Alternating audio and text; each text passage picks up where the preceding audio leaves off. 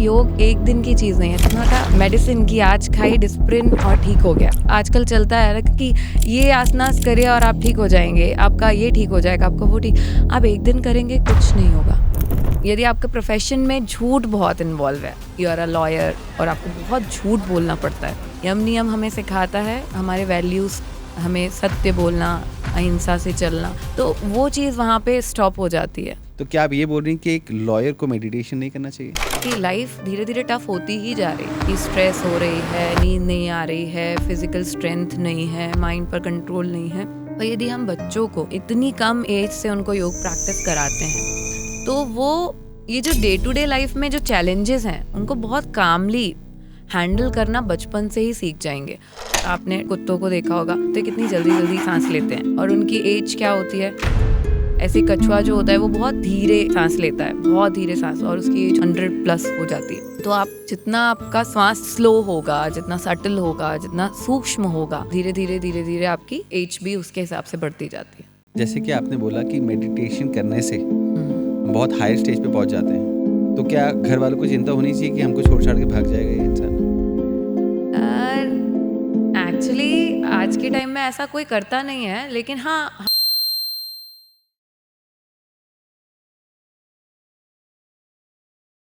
तो आज के इस एपिसोड में हमारे साथ हैं एकता यादव जी, जो कि योगा से हैं, बहुत सारे लोगों को ट्रेन किया है योगा में, और आज बहुत सारे योगा के ऊपर इंसाइट्स देने वाली हैं।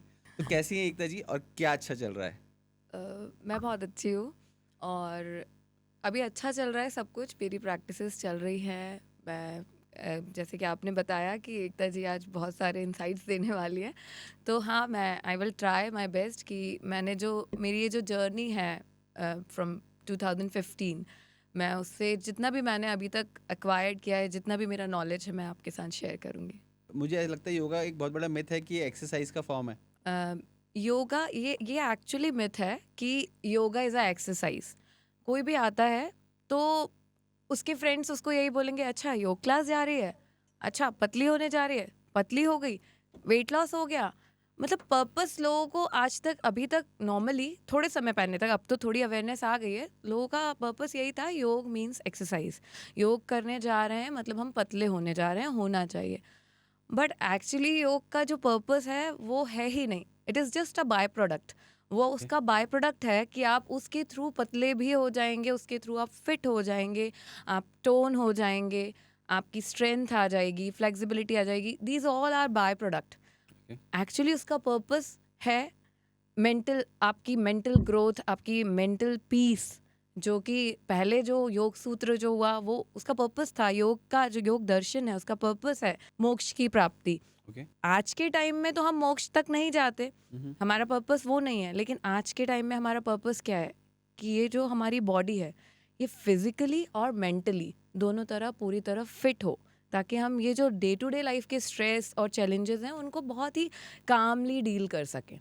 तो दैट इज़ योग। आई थिंक योग is not only exercise, it's a lifestyle, कि आप इसको अडॉप्ट करें, आप इसी तरह से जिएं कि आप ये जो आप शरीर लेकर आए हैं वो फिजिकली और मेंटली फिट रहे और आप हर काम अच्छे से कर सकें। क्या योगा का और कोई भी पार्ट है देखिए, मेंटली और फिजिकली के अलावा?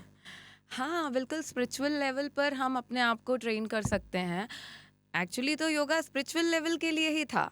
मतलब जैसे मैंने आपको पहले भी बोला कि योग सूत्र में कैवल्य की प्राप्ति, पर वो इतने भारी शब्द हैं कि आज तो हम उनको समझना भी नॉर्मल लोगों के लिए मुश्किल है। और किसी को बोलेंगे कैवल्य की प्राप्ति के लिए आप मेरी योग क्लास ज्वाइन करो तो वो कहेंगे आप ही जाइए कैवल्य में मुझे नहीं आना। तो मैं इसको लोगों को इस तरीके से समझाती हूँ, इट इज़ एक्चुअली एक्सपीरियंस। जब आप इसको एक्सपीरियंस करेंगे तब आपको समझ में आएगा एक्चुअली योग क्या है। अपने आप को ही अपने आप से जोड़ना। हम आज बहुत सारे कामों में बिखरे हुए हैं कि हमें ये भी करना है, हमारे ये भी गोल हैं, हमें इंस्टा पे भी अच्छा दिखना है, हमें जनरल सोशल लाइफ में भी अच्छा दिखना है, हमें काम भी बहुत अच्छा करना है, हमें सक्सेस भी चाहिए, हमें सब कुछ करना है। इतनी सारी चीज़ों को करने के लिए मुझे ऐसा लगता है यदि आपका माइंड बॉडी कनेक्शन बहुत स्ट्रॉन्ग होगा तो आप हर जगह अच्छा करेंगे। तो yog is something which help you to align your body, आपके माइंड और बॉडी दोनों को अलाइन करता है कि आप जो भी करें वो फुल पोटेंशियल के साथ करें। जो योगी लोग होते हैं जी, वो भी कहीं ना कहीं योगा से ही निकल के आए हैं क्या? या ये जो मैं बोलूँगा और स्पेसिफिक, क्या ये योगी शब्द योगा से ही निकल के आया है क्या? जैसे योग शब्द है जो, उस शब्द का मतलब है जोड़ना, जोड़ना, एडिशन, लाइक मन का हमारे शरीर से मिलन, मन को शरीर से जोड़ना। योग सूत्र कहता है योगस्य चित्त वृत्ति निरोधः, चित्त की वृत्तियों का निरोध ही योग है। तो योगी जो होंगे, जो योगी होते हैं, उनका क्या पर्पस है? उनका पर्पस है चित्त की वृत्तियों से निरोध करना, मतलब कोई हमारे लाइफ में कोई और तीसरी डिस्ट्रैक्शन ना डिस्ट्रैक्शन। आए, और जो उनका मेन एम है, जो जैसे कि मोक्ष की प्राप्ति या कैवल्य की प्राप्ति, वो उनकी जो एक गोल है वो उसके लिए स्पेसिफिकली वर्क कर पाए। तो सारे डिस्ट्रैक्शंस को हटाना, और माइंड आपको पता ही है सबके माइंड में बहुत सारे थॉट कंटिन्यूस चलते ही रहते हैं, वृत्तियों से भरा हुआ है। तो जब ये वृत्तियों के बिना हो जाएगा हमारा माइंड, तो हम मन और शरीर का मिलन हो जाएगा, तो वो योग है। और योगी इससे ही निकल कर आया है। पर जैसे कि योगी से आप ये रिलेट, आप मुझे बताइए, आप योगी से क्या समझते हैं? मुझे लगता है कि एक ऐसा इंसान जो हाँ। ब्रह्मचर्य का मतलब ब्रह्मचर्य फॉलो कर रहा है ओके। और पूजा पाठ बाकी हर चीज़ छोड़ चुके हैं लाइफ में, मैं वो योगी समझता हूँ। क्या मैं सही हूँ? देखिए, हम सब योगी हैं, बट आज की लाइफ के हिसाब से, बिकॉज हम सबको सीखना है डिटैचमेंट्स। योगी पूरी तरह से डिटैच्ड हो चुके हैं। हमें अपनी इस लाइफस्टाइल है उसमें रहते हुए भी डिटैचमेंट्स को लेकर आना है। जैसे शायद आपने वो एक कोड सुना होगा, अभ्यास वैराग्य तन्निरोध। अभ्यास मतलब प्रैक्टिस, वैराग्य मतलब डिटैचमेंट्स। इसके थ्रू ही हम अपने जो वृत्तियां हैं या जो हमारे थॉट्स चल रहे हैं कि ये भी कर ले, वो भी कर ले, ये भी कर ले, जैसे कि इंस्टा स्क्रॉल कर रहे हैं बैठ के, मन तो यही करता है। एक्चुअली मन तो हमें हमेशा एंटरटेन करने को ही करता है ना, कि चलो थोड़ी देर इंस्टा देख लो तो डोपामिन रिलीज हो जाएगी इससे हाँ हमारा। हाँ, थोड़ी देर लेट तक सो लेते हैं, थोड़ा और अच्छा खा लेते हैं। तो अभ्यास और वैराग्य मतलब डिटैचमेंट को हमें प्रैक्टिस के थ्रू लेकर आना है, every day if you will practice. इसलिए कहते हैं ना, योग एक दिन की चीज़ नहीं है, इट्स नॉट अ मेडिसिन कि आज खाई डिस्प्रिन और ठीक हो गया। जैसे कि आजकल चलता है ना कि ये आसनास करिए और आप ठीक हो जाएंगे, आपका ये ठीक हो जाएगा, आपका वो ठीक। आप एक दिन करेंगे कुछ नहीं होगा, इट्स अ प्रैक्टिस। आपको इसको कंटिन्यूस करना पड़ेगा, भले ही आप 10 मिनट कीजिए, 15 मिनट कीजिए, बट रेगुलर डिसिप्लिन होना चाहिए, कि कंसिस्टेंसी चाहिए इसमें। कंसिस्टेंसी होना चाहिए। आप यदि एवरी डे प्रैक्टिस करते हैं, एवरी डे आप उस डिटैचमेंट को भी प्रैक्टिस करते हैं। Detachment is what? वही कि हम अपने आप को उन चीज़ों से रोक रहे हैं और थोड़ी देर हम प्रैक्टिस कर रहे हैं और हम इसको कंटिन्यूस करते जा रहे हैं। दैट इज़ वृत्तियों से निरोध, एंड दैट इज़ योग। क्या मेडिटेशन भी एक योगा है? ये जैसे मैं आपको योग दर्शन के बारे में कहा, योग दर्शन में अष्टांग योग आपने सुना ही होगा। अष्टांग योग हम जैसे लोगों के लिए, जो एक नॉर्मल लोग हैं, ये हम लोगों के लिए मार्ग बताया गया था कि अष्टांग योग के मार्ग से हम कैवल्य को प्राप्त कर सकते हैं। एक तो आपने बताया योगी, जो पहले से ही डिटैचमेंट्स पे आ चुके हैं और उनका लेवल काफ़ी हाई है, स्पिरिचुअल लेवल, उनके लिए एक दूसरा रास्ता बताया गया था। और हम लोगों के लिए, जो हम साधक, जो हम नॉर्मल लोग हैं, हमारे लिए अष्टांग योग बताया। इस अष्टांग योग में हमें 8 लिम्स जो कहे जाते हैं, यम, नियम, आसन, प्राणायाम, देन प्रत्याहार, देन धारणा, देन ध्यान, और फिर समाधि तक हमें 8 मार्ग बताए गए। तो यदि हम जो यम नियम होते हैं, ये हमारा बेसिक, हमारे बिहेवियर और क्लीनिंग, इससे रिलेटेड चीज़ें होती हैं कि हम अपने बिहेवियर पर कंट्रोल करें, कि हम बुरा ना करें। ये जो नॉर्मल जो वैल्यूज़ होती हैं हमारी, जो हमारे पेरेंट्स भी हमको सिखाते आ रहे हैं, यदि हम इन पर वर्क करें तो हम एक स्टेप आगे बढ़ते हैं। फिर नियम में हमारे सारे क्लीनिंग आ जाती हैं कि बॉडी क्लीन होनी चाहिए, तब आप नेक्स्ट स्टेप के लिए रेडी होते हैं।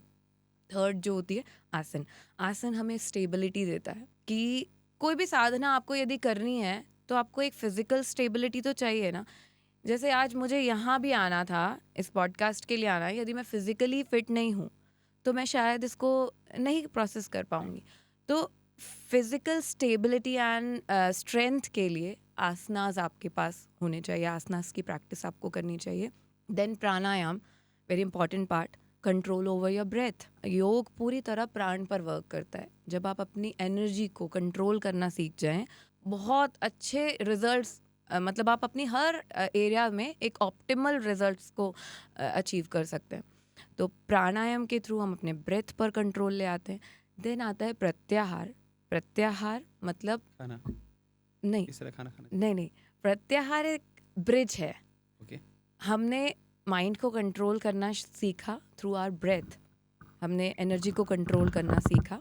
प्रत्याहार एक ब्रिज है इस नॉर्मल से धारणा और ध्यान की तरफ जाना. ध्यान एक हायर लेवल स्टेज है, तो प्रत्याहार एक ब्रिज है जो हमें इंटरलाइज करने का काम करता है. अभी हमने मन को कंट्रोल करना सीखा. प्रत्याहार के थ्रू हम जो हमारी इंद्रियां हैं जो इधर उधर भाग रही हैं उनको कंट्रोल करना सीखते हैं कि हम कैसे और डिटैच कर सकें और कंट्रोल हो कर सकें अपने थॉट्स को. तो वो हमें थोड़ा इंटरलाइज कराता है. तो यही बाहर से अंदर की तरफ ले जाने वाला एक ब्रिज है प्रत्याहार. देन आता है धारणा. धारणा इज़ जस्ट लाइक मेडिटेशन, जो हम सब कर रहे हैं आज के टाइम में. जो हम मेडिटेट करते हैं दैट इज़ धारणा. मतलब हम किसी एक ऑब्जेक्ट पर या अपनी ब्रेथ पर या अपनी बॉडी पर अवेयरनेस लाकर उस पर मेडिटेट करने की कोशिश करते हैं, कॉन्सेंट्रेट करने की कोशिश करते हैं, अपने थॉट्स को कंट्रोल करने की कोशिश करते हैं. दैट इज़ धारणा, कि हमने अब इंटरलाइज होने की कोशिश करें. एंड देन ध्यान टेक प्लेस. ध्यान मतलब पूर्ण एकाग्रता की स्थिति. जब आप पूरी तरह प्रोसेस में आ जाते हैं कि आप अपने माइंड को कंट्रोल करने लग जाते हैं, कुछ क्षण के लिए ही सही, लेकिन आप फोकस करने लग जाते हैं, आप थॉट्स को थोड़ा कंट्रोल कर पाते हैं, that is dhyan. So that is the whole. ये जो मैंने आपको बताया 7th लिम्ब है ध्यान. एंड देन आता है समाधि. तो समाधि तो आज के टाइम में किसी का मुझे नहीं लगता है उद्देश्य होता है, हो तो बहुत अच्छी बात है. अदरवाइज ध्यान तक हम इस तरीके से आसानी से पहुंच सकते हैं. तो हमेशा कई लोग होते हैं उन्होंने कभी ना कोई आसन किया ना कुछ किया, और ऐसा भी नहीं है कि वो लोग बहुत फिजिकली फिट हैं. एक ये लोग भी होते हैं जो उनका लाइफस्टाइल बहुत बैलेंस्ड रही है, पर उन्होंने योग प्रैक्टिस नहीं की है, लेकिन लाइफस्टाइल बहुत बैलेंस रही है. वो लिमिटेड खाए हैं, सब कुछ लिमिटेड से चल रहा है.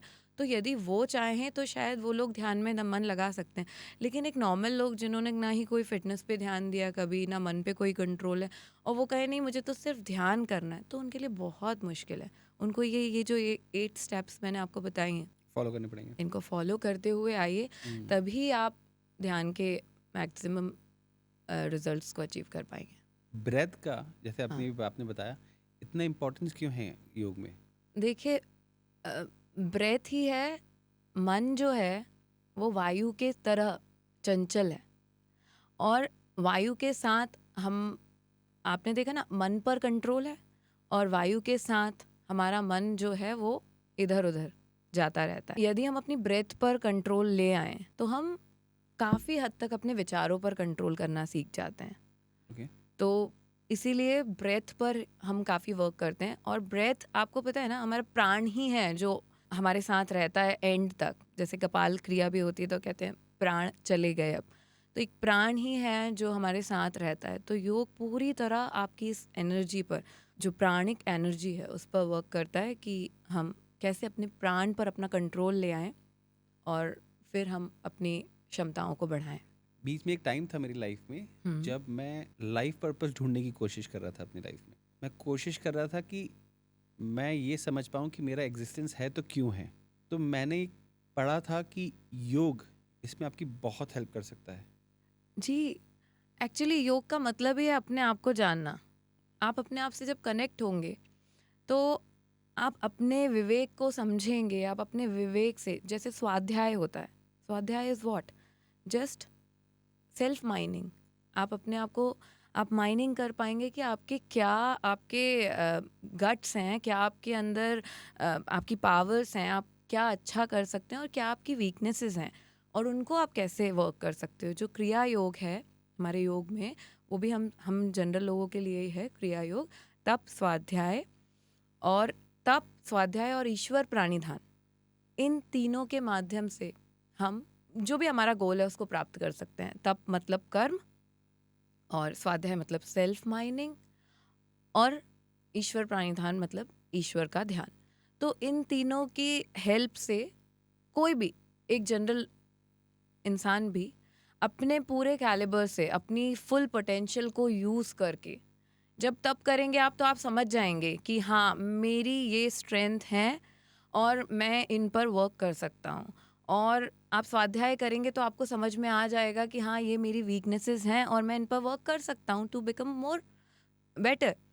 तो तप, स्वाध्याय और फिर थोड़ा मन को लगाना, ईश्वर प्राणिधान जो है उसके थ्रू आप किसी भी गोल को अचीव कर सकते हैं। तो जैसे आपने कहा कि मैं कोशिश कर रहा था मैं क्या करूं, तो क्रिया योग के थ्रू मुझे ऐसा लगता है कि आप अपना एनालिसिस बहुत अच्छा कर सकते हैं कि मैं क्या करूं। आप अपने वीकनेसेस को पॉइंट आउट कर सकते हैं, आप अपने पावर्स को, अपने स्ट्रेंथ को पॉइंट आउट कर सकते हैं और आप उस क्षेत्र में आगे बढ़ सकते हैं। फिर क्या है ये क्रिया योग? ये क्रिया योग मैंने जैसे आपको बताया कि महर्षि पतंजलि ने जो हमें मेथड्स बताई हैं उसमें सबसे पहले उन्होंने ये बताया कि हम लोग क्रिया योग के थ्रू अपने गोल्स को अचीव कर सकते हैं। वहाँ पर गोल था मोक्ष। जो पतंजलि है, ये वो पतंजलि, ये रामदेव बाबा वाला पतंजलि है क्या ये? देखिए महर्षि पतंजलि ये योग के मतलब समझ लीजिए he is the father of योग। ओके। हाँ, अष्टांग योग के फादर कहे जाते हैं, समझ लीजिए ये हमारे योग के संस्थापक हैं, समझ लीजिए। तो महर्षि पतंजलि ने ही जो योग सूत्र है, जो योग दर्शन है वो हमें दी, जो कि 195 सूत्र की एक योग दर्शन है। उन्होंने योग सूत्र को पूरा कंपाइलेशन करके हमें योग सूत्र दी, जिसमें उन्होंने हमें 4 पादों में बताया कि कैसे कैवल्य की प्राप्ति की जा सकती है। तो he is the father of योग। तो उन्होंने उनके ही थ्रू आई थिंक ये नाम उन्होंने अपने इंस्टीट्यूशन का दिया है, पतंजलि। कमिंग बैक टू क्रिया योग। क्रिया योग हम जो एक नॉर्मल साधक हैं, हम जो नॉर्मल जो लोग हैं जिनको योग प्रैक्टिस कर रहे हैं, हम लोगों के लिए क्रिया योग एक बेस्ट टेक्निक है, जिसमें कि जैसे कि मैंने आपको क्रिया योग बताया, तप, स्वाध्याय, ईश्वर प्राणिधाना, क्रिया योगा। मतलब तप, स्वाध्याय और ईश्वर प्राणिधान के साथ हम योग को, क्रिया योग को कर सकते हैं। मतलब इसमें होता क्या है, तप मतलब कि कर्म, जो कि हम तप, वैसे तो आपको पता ही है तप पहले जो तप किया करते थे, तो आज तो वो तप पॉसिबल नहीं। तप मतलब कि कर्म, जो मैं समझती हूँ कि कर्म जो आप कर रहे हो रेगुलर डेज में, आपके कर्म। तो आप अच्छे कर्म कीजिए और अपने गोल को अचीव करने के लिए जो रिक्वायर्ड कर्म है वो आप करने ही पड़ेंगे आपको। तो दैट इज तप। स्वाध्याय मतलब खुद का अध्ययन, सेल्फ माइनिंग। आप अपने विवेक से अपने जो ड्रॉबैक्स हैं, जो भी आपकी कमियां हैं, आप उनको समझिए और उन पर वर्क कीजिए। जो भी आपकी कमियां, देखिए कहते हैं ना कि हम अपनी किसी को भी उसकी कमी बताओ वो नहीं सुधारता, क्योंकि वो उसका रूट बन जाता है। तो इसलिए जब आप स्वयं अपनी गलतियों को ऑब्जर्व करेंगे, स्वाध्याय करेंगे और थोड़ा अच्छी चीज़ों को पढ़ेंगे, तो आप थोड़ा रिलेट भी कर पाएंगे कि हाँ ये चीज़ मेरे में गलत है। तो जब आप स्वाध्याय करेंगे तो आप अपनी गलतियों को समझेंगे और उनको आप फाइन करेंगे, उनको हटाएंगे और अच्छी स्ट्रेंथ पर आप वर्क करेंगे। उसके बाद थोड़ा ईश्वर का ध्यान करें। ईश्वर का ध्यान यदि आप स्वयं अपने मन और शरीर को एकाग्रता लाकर थोड़ी देर ध्यान की प्रैक्टिस भी करते हैं, तो दैट इज़ ऑल्सो ईश्वर का ध्यान। तो या फिर आप यदि किसी रिलीजन को मानते हैं और आप अपने उस पर, आपको भक्ति योग पर आपको भरोसा है, मतलब आप उस पर वर्क करना चाहते हैं, तो वो भी एक बहुत अच्छा साधन है कि आप थोड़ा ईश्वर प्राणिधान पर जाइए। दैट इज़ क्रिया योग। यदि आप इन तीनों चीज़ों को लेकर चलते हैं तो आप अपने गोल्स को बहुत ईजिली अचीव कर सकते हैं इन दिस इरा, ये वाले टाइम में। जब मैं पहले मेडिटेशन के बारे में पढ़ रहा था और मैं कोशिश कर रहा था कि मेडिटेशन के पहले मैं जानूं कि है क्या ये एक्चुअली, तब मुझे पता चला कि मेडिटेशन तो बहुत टाइप की मेडिटेशन है। कोई बोलता है कि सांसों पे ध्यान लगाओ, कोई बोलता है कि आप अपने हार्ट चक्र पे ध्यान लगाओ, कोई बोलता है कि रूट चक्र पे ध्यान लगाओ, कोई बोलता है कि कुछ करने की ज़रूरत नहीं है, शांत बैठ जाओ, कोई बोलता है कि नहीं मंत्र उच्चारण करो, कोई बोलता है कि नहीं दीवार पे एक डॉट लगा दो, उसको थोड़ी देर तक देखते रहो और फिर आंखें बंद करके बैठ जाओ। तो इतने तरह के मेडिटेशंस हैं कि आज की तारीख में एक आम इंसान अगर मेडिटेशन करना चाहता है तो उसको समझ में ही नहीं आता कि मैं करूँ तो करूँ क्या। जितने भी मेडिटेशन है सबका पर्पस एक ही है कि वो कोशिश यही कर रहे हैं कि थोड़ी देर आप डिटैचमेंट्स में आएँ, थोड़ी देर आप जो आपके थॉट्स चल रहे हैं ना, बहुत सारे थॉट्स तो तभी भी आते हैं जब आप मेडिटेट करते हैं। ऐसा कुछ भी नहीं है कि उस टाइम थॉट्स नहीं आते, थॉट्स उस टाइम भी आते हैं कंटिन्यूस। पर हम कोशिश करते हैं हम थोड़ा डिटैचमेंट लाएं कि थॉट आ रहा है, पास करें, उसको पास करें, उसमें उलझे ना। कोई भी थॉट आ रहा है आने दीजिए एंड लेट इट बट कई पास। बार कोई बहुत प्रोवोकिंग थॉट्स हो जाते हैं। थोड़ा सा उलझे कोशिश करें।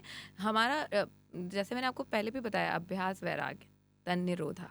आप अभ्यास मतलब आपको मतलब वैराग्य के लिए आपका अभ्यास तो करना ही पड़ेगा एंड दैट इज़ मेडिटेशन।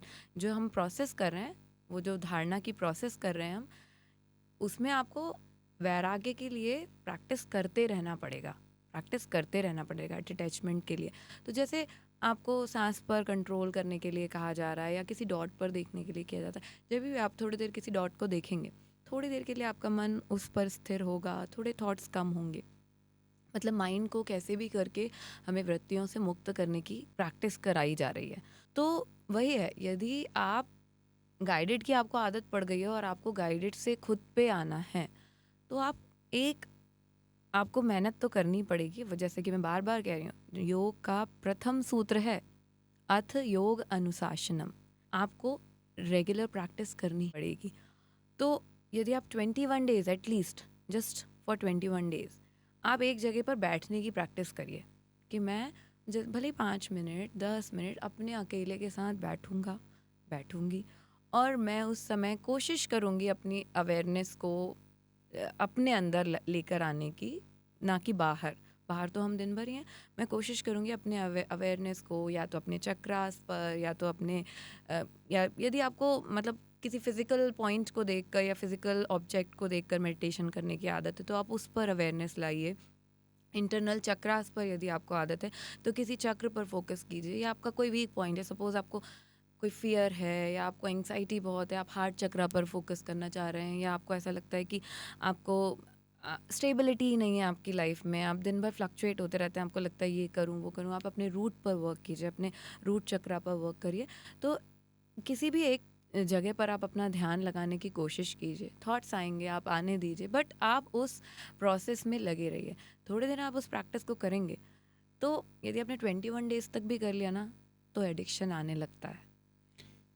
क्या 2 मिनट 5 मिनट आंख बंद करने से मेडिटेशन हो जाता है? बिल्कुल हो सकता है। यदि आपके पास समय नहीं है, आप 2 मिनट भी बैठिए, 5 मिनट बैठिए, बट इस 2 मिनट को कंटिन्यू रखिए। रोज़ बैठना शुरू करिए। अपने आप आपको पता नहीं चलेगा, जब आपको वो एक बार वो आनंद जो होता है ना मेडिटेशन का, जो ब्लिस है, जो वो आपने एक बार इंजॉय कर लिया, तो फिर आप खुद बैठ जाएंगे कि नहीं, मुझे मेडिटेट करना है, करना ही है, मुझे मेरे खुद के लिए करना है, मुझे बैठना है। एक अप्रॉक्स लेंथ क्या होनी चाहिए मेडिटेशन करने के लिए? कोई बोलता है आधा घंटा बैठो, कोई बोलता नहीं नहीं 1 घंटा बैठो। देखिए, इनिशियली आप स्टार्ट करने के लिए तो मैं आपको कहती हूँ कि आप 10 मिनट 5 मिनट से ही स्टार्ट कीजिए। 10 मिनट इसलिए क्योंकि थोड़ा आप अपने पोस्चर को ध्यान देंगे, आप बैठना तो सीखें। 5 मिनट 10 मिनट जितना आप स्टार्ट करें, उसके बाद तो फिर आपके ऊपर है वो। जैसे जैसे आपने मैं कह रही हूँ ना, यदि आपने 21 डेज भी कर लिया, तो यदि आपकी थोड़ी सी भी आदत पड़ गई, तो फिर यदि आपको वो मज़ा आपको एक बार आ गया कि क्या आपको अंदर फील होता है, वो फीलिंग मैं कह रही हूँ ना, हाई है, मतलब एक्सट्रीम हाई फीलिंग है, जो किसी और चीज़ से वो हाई फील आ आ ही ही नहीं नहीं सकती। सकता। तो यदि आपने वो इंजॉय कर लिया, तो फिर आप तो 4 घंटे भी बैठेंगे तो आपको नहीं पता चलेगा, 5 घंटे भी बैठेंगे तो आपको नहीं पता चलेगा। फिर आप खुद अपना टाइम मैनेज कीजिए, जितना आपके पास टाइम है उसके अकॉर्डिंग आप बैठिए। बहुत सारे लोगों को आलती पालती मार के बैठने में दिक्कत होती है, हम्म। और ऐसा बोला जाता है कि जब भी आप ध्यान कर रहे हैं, मेडिटेशन कर रहे हैं, तो आपकी बैकबोन एकदम स्ट्रेट होनी चाहिए। अब कोई इंसान अगर आलती पालती मार के भी नहीं बैठ पा रहा है, और क्योंकि अगर वो बैकबोन काफ़ी देर तक स्ट्रेट रखा है तो उसको बैक में भी पेन हो रहा है, क्योंकि बोलते हैं टिक के नहीं बैठना चाहिए ज़्यादा देर। तो ऐसे में कोई इंसान मेडिटेशन कैसे करे? देखिए, इसी के लिए हम कह रहे हैं कि 5 मिनट से स्टार्ट कीजिए, 10 मिनट से स्टार्ट कीजिए। मैंने आपको पहले भी कहा ना, आसन नंबर 3 पे आता है। आसन मतलब स्थिरता, आपके बॉडी की स्थिरता। आप किसी भी पोजीशन में स्थिर सुखम आसनम, किसी भी पोजीशन में स्थिरता के साथ सुखपूर्वक कितनी देर बैठ सकें, है ना। तो जब हम मेडिटेट करना शुरू करते हैं, इसीलिए क्या होता है ना, आजकल ये बड़ा पॉपुलर टर्म है, मेडिटेट करो मेडिटेट करो। तो जैसे हाई सोसाइटी है, मेडिटेट करना है, कुछ नहीं किया उन्होंने कभी, मेडिटेट करना है हमें, बैठ ही नहीं पाते हैं। बिकॉज आपने कहा कि बैकबोन दर्द करने लग जाएगी। वो मैं समझ रही हूँ कि वो केस अलग है, जब ओल्ड एज आ गई और बैठ नहीं पा रहे हैं तो फिर हम उनके लिए ऑप्शंस देते हैं। लेकिन जब आप रोज़ 5 मिनट ऐसे बैठने की कोशिश करते हैं ना, डेली 5 मिनट, शुरू में मुझसे भी नहीं बैठते बनता था। 5 मिनट क्या, 10 मिनट बहुत हो गया, बैक एकदम दुखने लग जाती। मेरी क्या एज होगी उस टाइम, कोई भी एज नहीं। फिर भी यदि आप रेगुलर प्रैक्टिस करते हो तो आपकी बॉडी यूज टू होने लग जाती है, आपकी मसल स्ट्रेंथ, जैसे वो आप कह रहे हैं ना, हल्ती पालती, दैट इज़ नॉर्मल सुखासन में हम बैठ जाएं। या फिर ये जैसे मैं चेयर पे बैठी हूँ, आप अपने हिप को चेयर के बेस से लगाइए, आपकी स्पाइन अब एक ऑटोमेटिकली सीधी हो जाएगी। अब बस आप हिप को पीछे ले जाइए और आपने ये एक सपोर्ट मिल गया, आपके हिप को बेस मिल गया। आपकी शोल्डर्स को यदि आप ऊपर तक है तो उसको वहाँ पर भी टच कर लीजिए और आप स्ट्रेट बैठ गए। इस पोजीशन में भी आप रोज़ 5 मिनट बैठना शुरू करिए। धीरे धीरे धीरे धीरे आपकी प्रैक्टिस हो जाएगी और वो हो जाएगी। इसलिए तो ये एक दिन की चीज़ है ही नहीं, लोग सालों प्रैक्टिस करते हैं तब जाके उनको मेडिटेशन की एक्चुअल वैल्यूज़ पता चलती हैं। मुझे खुद को ही शायद, मैं जब प्रैक्टिस कर रही थी तो मुझे एक्चुअली कब पता चला होगा, जब मेरी डिग्री हो गई थी कि क्या है मेडिटेशन। पहले ऐसे लगता था क्या है, आंखें बंद करके बैठना है, मैडम जो बोल रही हैं वो सुनना है, और फिर थॉट्स भी चल रहे हैं तो चलता रहता था। जब मैंने खुद इन्जॉय किया उस चीज़ को, खुद से प्रैक्टिस किया, जब मुझे समझ में आया कि व्हाट एक्चुअली इट इज़। क्या आपके पास ऐसे लोग आते हैं जो बोलते हैं कि हमसे मेडिटेशन हो ही नहीं सकता, या हाँ, हम आँख बंद करके बैठ ही नहीं सकते? बहुत लोग हैं ऐसे। मतलब इवन बैठना तो दूर की बात है, योग निद्रा तो आपने देखा होगा, योग शवासन जो होता है वो तो सबसे सिंपलेस्ट थिंग है। बट जब लोगों का डिप्रेशन लेवल बहुत हाई होगा या स्ट्रेस बहुत ज़्यादा, बहुत ही थॉट्स चल रहे होते हैं उनके, तो ऐसे लोगों के लिए बहुत सबसे ज़्यादा मुश्किल मुझे उन लोगों के साथ ही आती है। उनके लिए वो 5 मिनट लेटना भी बहुत मुश्किल होता है। वो लेट ही नहीं पाते हैं, वो पूरे टाइम हिलते रहते हैं, पूरे टाइम अवेयरनेस को ला ही नहीं पाते हैं क्योंकि इतने थॉट्स चल रहे होते हैं। और लेट के तो और थॉट्स आते हैं ना, जैसे लोगों को सबसे ज़्यादा आजकल जो लाइफ में प्रॉब्लम है लोगों को, नींद की है। नींद की प्रॉब्लम। कि जैसे बिस्तर पे जाके लेटे, नींद नहीं आ रही है, थॉट्स चालू हो गए, तो सबसे ज़्यादा प्रॉब्लम उनके ही साथ आती है, बहुत थॉट्स हैं। तो यदि वो लोग भी, देखिए हर चीज़ में मेहनत लगती है, नहीं अच्छा लगेगा, थोड़े दिन बहुत फ्लक्चुएशंस आएंगे, कई बार फिट्स भी आ जाते हैं। डिप्रेशन, जिनको बहुत एंग्जाइटी की प्रॉब्लम होती है, मेरी क्लास में मैंने देखा है उनको, क्योंकि आपको डर लगता है उनसे? नहीं, बहुत पहले जब मैं यंग, मतलब बहुत नई बिगनर थी मैं, जब मुझे ऐसा लगा, एक मेरे सामने ही एक एकदम से उसको फिट पड़ गया और वो उसके हस्बैंड्स को लेके गए फिर। और क्या होता है ना, इंटेंसिटी बहुत हाई हो जाती है, हम्म माइंड इतना ज़्यादा वर्क कर रहा है, कैलोरीज भी बहुत बर्न हो रही हैं, हम्म हम्म हम्म। बॉडी में स्ट्रेंथ बहुत कम हो जाती है, क्योंकि थॉट्स थॉट्स थॉट्स। उसके बाद जब हम उनको शांत करने की कोशिश कर रहे होते हैं तो वो उनके लिए बहुत मुश्किल काम होता है, बहुत मुश्किल। तो कई बार कंट्रोल बिगड़ता है और उनको फिट्स आने लग जाते हैं।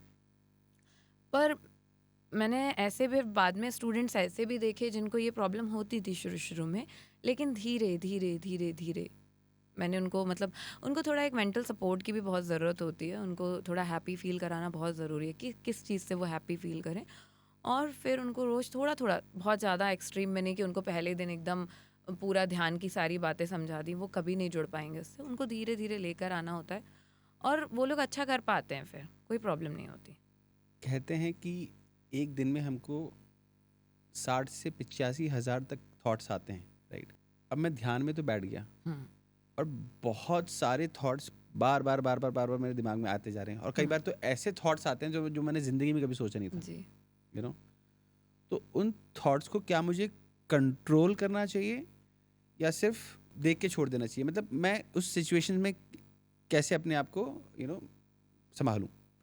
जब आप मेडिटेट कर रहे हैं, हो सकता है कि मतलब एक जनरल थॉट्स होते हैं कि जो हमारे काम से रिलेटेड हम जुड़े रहते हैं, तो कई बार आते हैं हमारे थॉट्स उस टाइम पर, हम अपने आज्ञा चक्र पर वर्क कर रहे होते हैं, कई बार तो हमें अपने वर्क से रिलेटेड भी बहुत थॉट्स आते हैं। तो यदि आपको लग रहा है कि कोई सचमुच माइंडफुल थॉट है, कई बार होता है ना कि एक बहुत माइंडफुल थॉट आया कि हाँ ये कर लेना चाहिए, तो जस्ट ऑब्जर्व इट, उसको सोचा आपने, वो आपको याद रहेगा। बाकी बहुत सारे फ्लक्चुएटिंग थॉट्स आते रहते हैं कि ये करना है, वो करना है, ये करना है, घर पे ये हो रहा है, वो हो रहा है। आने दीजिए उन्हें और पास होने दीजिए, पास होने दीजिए, पास होने दीजिए, किसी में भी उलझिए मत। अभी आपका पर्पस क्या है? उस टाइम पे आपका पर्पस है आपके मन को थोड़ा शांत करना। मेडिटेशन करके आप क्या कर रहे हैं? आप रीबूट कर रहे हैं अपने माइंड को। तो कोशिश करिए उस टाइम उस प्रोसेस पर ही चलिए। थॉट आ रहा है उसको पास कीजिए, हम उसको कंट्रोल तो नहीं कर सकते, पास पास पास, और कंटिन्यू कीजिए। थोड़ी देर में थोड़े कम होंगे और कम होंगे और कम होंगे, थोड़े धीरे धीरे धीरे रिफाइनिंग होती जाएगी और आपका मन शांत होने लगेगा। आप इतने सालों से योगा में हैं, लोगों को आप मेडिटेट भी करा रही हैं, एजुकेट भी कर रही हैं। अभी आपने बहुत सारे फायदे भी बताए मेडिटेशन के, बट मेडिटेशन करने के कुछ नुकसान हैं। मेडिटेशन करने के नुकसान तो ऐसे एज सच कुछ नहीं है, फ़ायदे ही हैं। बट हाँ, जैसे कि मैंने आपको बताया, मेडिटेशन जो कि एक हायर स्टेज है जिसमें आप डिटैचमेंट सीख जाते हैं, आप प्रैक्टिस कर करके काफ़ी डिटैचमेंट पे आ जाते हैं। तो हो सकता है जब आप हायर लेवल प्रैक्टिसेस में पहुंच जाएं तो आप काफ़ी डिटैच हो जाएंगे बाकी सोशल लाइफ से। तो एक ये चीज़ आ सकती है। तो यदि ये आपको पॉजिटिव लगता है तो आप इसमें आगे बढ़ सकते हैं, और यदि आप नहीं डिटैच होना चाहते हैं तो फिर आप उसको एक नॉर्मल प्रैक्टिस की तरह करिए, कम समय के लिए अपने नॉर्मल गोल्स को अचीव करने के लिए। और एक, यदि आपके प्रोफेशन में झूठ बहुत इन्वॉल्व है, like you are a lawyer और आपको बहुत झूठ बोलना पड़ता है, तो फिर मेडिटेशन, जैसे कि मैंने आपको बताया, सेकंड जो हमारा फर्स्ट ही है यम नियम। यम नियम हमें सिखाता है हमारे वैल्यूज़, हमें सत्य बोलना, अहिंसा से चलना। तो वो चीज़ वहाँ पे स्टॉप हो जाती है। और यदि आप मेडिटेशन के पथ पर आए हैं तो मतलब आप वो सारे कंट्रोल लेकर आए, तो शायद आप इतने अच्छे से झूठ ना बोल पाएंगे। क्या आप ये बोल रही हैं कि एक लॉयर को मेडिटेशन नहीं करना चाहिए? मुझे ऐसा लगता है एक लॉयर को मेडिटेशन करना तो चाहिए, उससे वो और अपने जो फैक्ट्स हैं उनको बहुत ऑप्टिमली प्रेजेंट कर पाएगा। लेकिन हाँ, यदि वो झूठ बोल रहा है तो यदि वो भी उसकी एक कला है तो वो उसमें शायद अच्छा वर्क कर पाए, लेकिन वो इतना साथ नहीं दे पाएगा। जैसे कि आपने बोला कि मेडिटेशन करने से हम्म। हम बहुत हायर स्टेज पे पहुंच जाते हैं, अगर मैं रेगुलर करता हूँ, तो क्या घर वालों को चिंता होनी चाहिए कि हमको छोड़ छाड़ के भाग जाएगा ये इंसान? एक्चुअली आज के टाइम में ऐसा कोई करता नहीं है, लेकिन हाँ, हम डिटैचमेंट सीखने लग जाते हैं। और कई लोग होते हैं आजकल बहुत यंग भी, जैसे मेडिटेट कर रहे हैं और वो डिटैचमेंट के लिए आकर साध्वी बन जा रही हैं, लड़कियां लड़के साधक बन जा रहे हैं। तो डिटैचमेंट तो सिखाता ही है ये, पर इट्स गुड। ह्यूमन लाइफ का पर्पस तो एक्चुअली वही है, कैवल्य की प्राप्ति, जिसके लिए हम आए हैं। लेकिन यदि आपको ऐसा लगता है कि आपको इन सब चीज़ों तक नहीं जाना है तो आप इसको एक रेगुलर वे में कीजिए फॉर फिटनेस। जितना वही बैलेंस वे में करिए, जितना आपके लिए ज़रूरी है उतना कीजिए। जैसे कि हम कहते हैं ना, जितना प्रोटीन ज़रूरी है उतना ही खाना है, ओवर प्रोटीन भी नहीं करना है। तो हर चीज़ को बैलेंस के साथ चलने चाहिए। योग तो वैसे ही आपको बैलेंस सिखाता है, तो बैलेंस के साथ चलने दीजिए, तो आप सब काम बैलेंस वे में कर पाएंगे। क्या योगा बच्चों के लिए ज़रूरी है? बहुत ज़रूरी है। अभी अभी मैंने एक्चुअली कुछ समय से ही बच्चों की क्लासेस भी स्टार्ट की हैं। पहले मैं बड़ों को ही ट्रेन करती थी, पर मुझे ये फील होता है कि जो हमारा फाउंडेशन है, यदि वो स्ट्रॉन्ग है तो हमारा फ्यूचर, हमारा मतलब ओल्ड एज तक हम सेट रहेंगे। मेरे पास सबसे ज़्यादा जो स्टूडेंट्स होते हैं वो नॉर्मली 30s 25 से लेके 50-60 तक आया करते हैं। ये बहुत समय से चल रहा है कि यही लोग अधिकतर फिटनेस की तरफ आते हैं, और ये बहुत सारे प्रॉब्लम्स ऑलरेडी लेकर आते हैं कि स्ट्रेस हो रही है, नींद नहीं आ रही है, फिजिकल स्ट्रेंथ नहीं है, माइंड पर कंट्रोल नहीं है। पर यदि हम बच्चों को इतनी कम एज से उनको योग प्रैक्टिस कराते हैं तो वो ये जो डे टू डे लाइफ में जो चैलेंजेस हैं उनको बहुत कामली हैंडल करना बचपन से ही सीख जाएंगे। और आजकल तो मतलब आपको सबको ही पता है कि लाइफ धीरे धीरे टफ होती ही जा रही है, तो बहुत चैलेंजेस आ रहे हैं। स्पेशली स्ट्रेस एक बहुत ही कॉमन, मतलब मेरे पास जो 25 से ऊपर आ रहे हैं ना, तो वो तो सब स्ट्रेस वाले ही आते हैं। अधिकतर लोगों को स्ट्रेस रहता ही है, तो वो हम स्ट्रेस मैनेजमेंट यहीं सीख जाएंगे कि वहाँ तक पहुँचना ही ना पड़े।